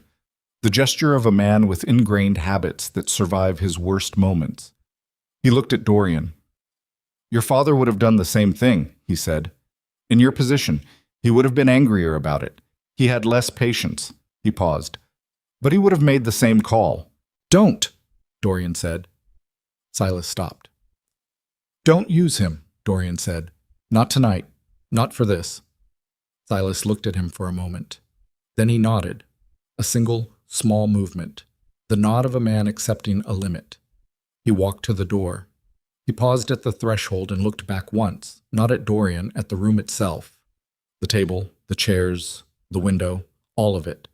With the expression of a man taking a last look at something he is not going to see again. Then he went into the corridor and Dorian heard his voice, low and instructional, and the sound of the men in the corridor responding, and then footsteps receding down the stairs, and then the front door, and then nothing. The council room was quiet. Marin set the documents on the table. She set them down carefully, the way you set down something you have been gripping for a long time, and she put her hands flat on the surface and looked at them. Dorian watched her. "It's done," he said. She exhaled, a single, slow breath that carried the weight of a year and a half in it. "Almost," she said. "The accounting still has to come in. The partition has to be built. Crew is still a variable." She paused. "And Aldrich?" "Tomorrow," he said. "Tomorrow," she agreed. He stood up and crossed around the table and stood beside her, close, and she turned her head and looked at him, and they were both exhausted in the bone-deep way of people who have been running on the fuel of necessity and have just arrived at the moment where necessity runs out. "I need to ask you something," he said. "All right." "When Silas said you were the real target," he said, "that the network you built was what they were actually after. Did you know that before this morning?" She was quiet. "I suspected it," she said. 4 months ago, I found a document reference in my father's study. Not a full document, a notation, a reference to what he called the infrastructure asset. I didn't know what it referred to at first. Then I worked backward from the transaction structure, and I understood. "And you kept building the case anyway," he said. "The case was already built," she said. "I kept building the protection around the clinics anyway. Because once I knew I was the target, I knew I had leverage. And leverage is only useful if you're holding something the other side can't afford to lose." She paused. "I was the thing they couldn't afford to lose. That meant I could move." "You used yourself as leverage," he said. "I used myself as the variable they'd underestimated," she said. "There's a difference." He thought about that. He thought about a 20-year history of being put in a cold room at the end of a corridor and given less than was needed and being expected to stay small and stay quiet. And what a person does with 20 years of that when they are the kind of person Maren Vesper was. Not broken by it, not destroyed, but sharpened, slowly, deliberately, into something that the people who had designed the cold room had no framework for imagining. "You're not going back," he said. She looked at him. "To the Vesper estate," he said. "To your family's house. You're not going back." "No," she said. "I'm not." "Where do you want to go?" he said. She was quiet for a moment, and then she did something he had not seen her do all day. She almost smiled. Not fully. A partial thing, arriving at one corner of her mouth, there for a second, and then gone. "I have no idea," she said. "You can have the East House," he said. "Krenner Street, for as long as you need it." "That's your house," she said. "It's the house I use when I don't want to be somewhere I'm monitored," he said. "You can relate to that." She looked at him for a moment. The partial smile came back, marginally more complete. "Yes," she said. "I can." He put his hand on the table beside hers, not touching, near. She turned her hand over and put it on top of his. They stood there in the council room of the Marine District building at 1:15 in the morning, with the documents on the table and the city outside the window, and neither of them spoke, and the silence was the good kind, the kind that doesn't need filling. The weeks that followed were difficult in the way that the aftermath of structural collapse is always difficult, which is to say, not dramatically, but relentlessly. The accounting arrived at Danforth Street at 8:47 the next morning, 47 minutes ahead of the deadline, which told Dorian that Silas had been building it in the hours between the council meeting and 9 a.m., which told him that the accounting had been essentially complete for some time and that the decision to produce it had been made sometime in the night, and that whatever Silas had decided in that night, he had decided cleanly. It was complete. Dorian's lawyer spent 4 days reviewing it against the documentation Maren had produced, checking every transaction cluster against every cross-reference, and at the end of 4 days called Dorian and said he had found one discrepancy and 2 ambiguities and believed both ambiguities were attributable to the complexity of the structure rather than deliberate omission. The discrepancy was a transaction that had cleared after the accounting was compiled and appeared on neither document. When Dorian asked Silas about it through the lawyer, the response came back within 2 hours with a full explanation and supporting documentation. It was, Dorian thought, the most honest Silas had been with him in 6 years. Aldrich Vesper was harder. Not because Aldrich resisted. He didn't, not fully, not once the council's suspension of Silas was formalized and the scope of the documentation became clear to him. He resisted in the way of a man who has lost the structural support of his position and is negotiating not to keep it, but to preserve what he could from the wreckage. The Vesper family finances were partitioned as Marin had described, Aldrich's operational access severed, the household accounts separated and protected. The family name remained intact, which was more than Dorian had been inclined to offer at the beginning, and which Marin had argued for on behalf of the people inside that house who were not Aldrich. Dorian had listened to her make that argument and had thought about what it meant to advocate for partial protection of the people who had put you in a cold room for 20 years. And he had agreed to it because the argument was sound, and because watching her make it told him something about the quality of the person making it that he did not want to diminish by overruling it. Celeste was not found. She was not looked for by anyone who had Dorian's resources, because Dorian had decided, on the morning after the council meeting, that Celeste Vesper had earned whatever distance she had managed to put between herself and the people who had used her as a mechanism, and that the reach of his operation was not going to be used to close that distance. He told Marin this directly. She had been at the Krenner Street desk, her desk now, functionally, covered in the organized notation of the network restructuring she was working through. And she had looked up at him and she had said, "Thank you," in a voice that carried more weight than 2 words usually carry. "She's safe," Dorian said. "Not a question." "She has resources and she's smart and she made a clean exit," Marin said. "She's safe." "Good," he said.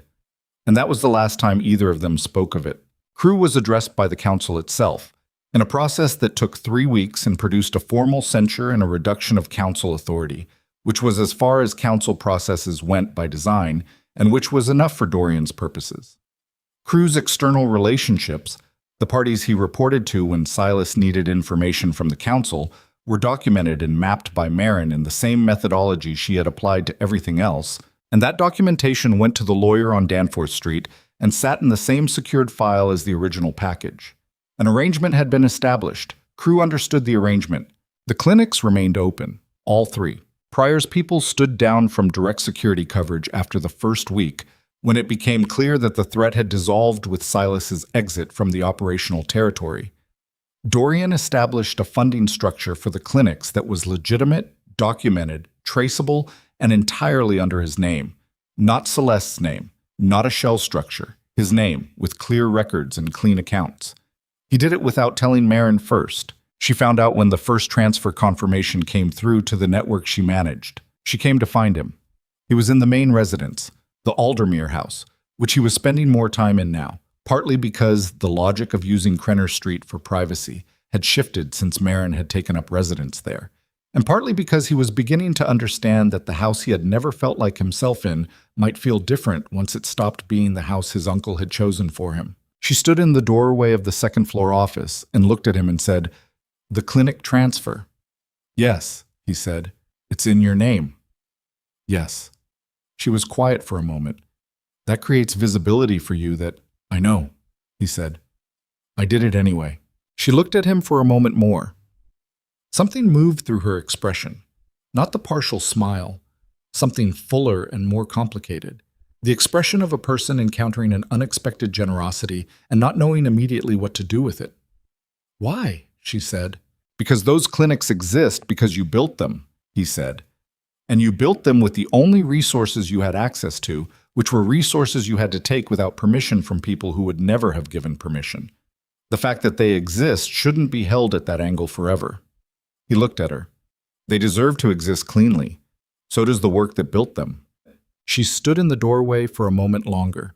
Then she crossed the room and sat across from him, and she put her folded hands on the desk between them, and she looked at him with the eyes that had been calculating everything all day for a very long time and said, "I want to tell you something." "All right," he said. "I planned everything about this morning," she said. 14 months of it. I knew the wedding would fail. I knew Celeste would leave. I knew where you'd be positioned and what you'd see and what I needed you to conclude. I set all of it up." She held his eyes.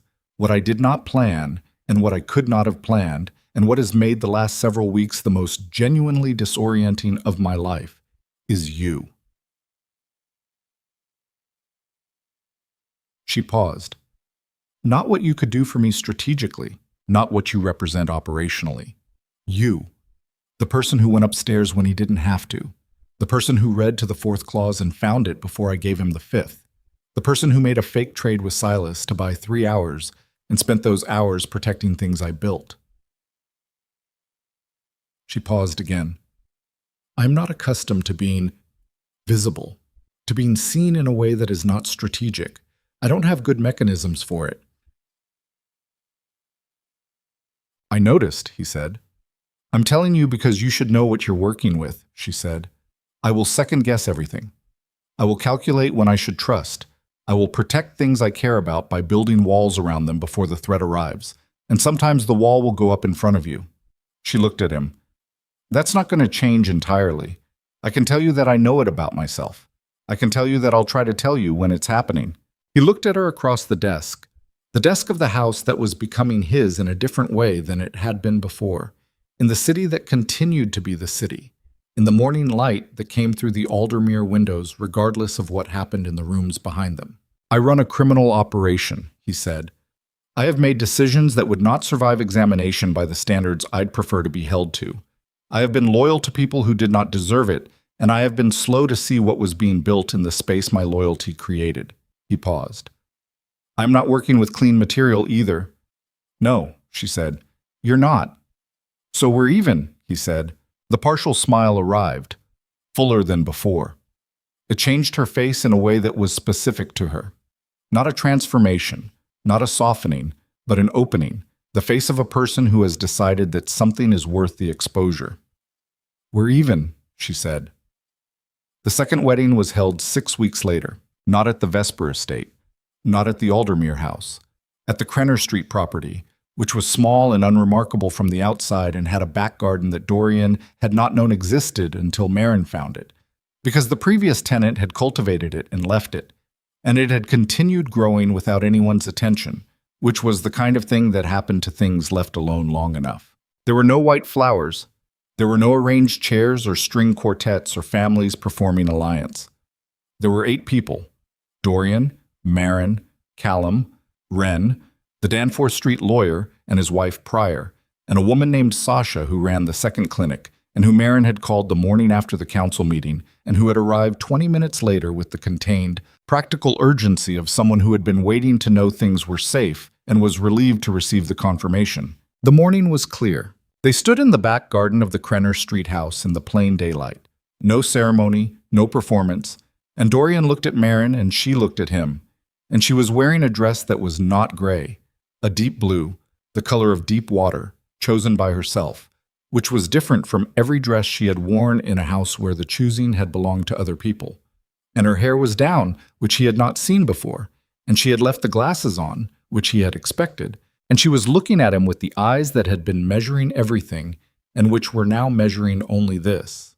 You should know, she said quietly, before anyone spoke the formal words, that this is the first decision I've made in this direction that isn't also a calculation. I know, he said. How do you know? Because you told me about the walls, he said. You only do that when you're not building one. She looked at him for a moment. Then she said, all right, in the voice that was her real voice, the one beneath every other voice, the one that had said no on her family's stairs and survival in his council room.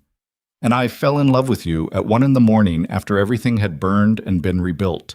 And she took his hand, and the morning continued, and the city continued, and the garden that had grown without anyone's attention grew around them both. Later, when the 8 people had gone and the Krenner Street house was quiet, Marin stood at the window that looked out over the narrow street, the window where she had sat the first night, building transfer protocols in the lamplight, and Dorian stood beside her.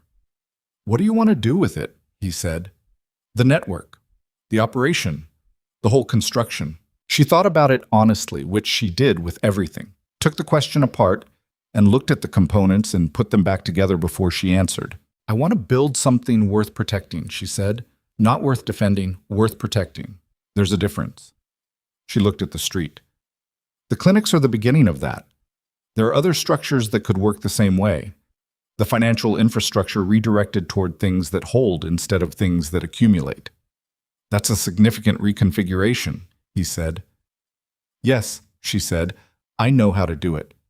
I know you do, he said. She turned from the window and looked at him. The deep blue dress, the glasses, The face that had been managing the world's expectations of it for 20 years and had, somewhere in the last 6 weeks, stopped managing quite so hard. "It won't be clean," she said. "Any of it. The territory has history. You have history. There will be things we can't fix and decisions we'll have to make that we won't feel right about afterward." "Yes," he said. "I want to do it anyway," she said. "I know," he said. "So do I." Outside, the city moved the way it always moved, without concern for the people inside it, without celebration or condemnation, simply forward, the way cities move, the way time moves, indifferent and continuous and holding everything inside it, whether the people inside it were ready or not. Dorian Vale had arrived at a wedding that morning, a different morning, 6 weeks and an entire previous life ago, to marry a woman he had never met, and he had left carrying a different woman out of the wreckage, and the woman he had carried had turned out to be the only thing in the entire construction that was real. The Mafia boss had come for the golden daughter. He had found, in the cold room at the far end of the hall, the only person who had ever understood what he was actually building, and the only person strong enough to help him build something better from the ruins of what they had both survived. The morning light came through the Krenner Street window. They stood in it together. That was enough. That was, for the first time in a long time, more than enough.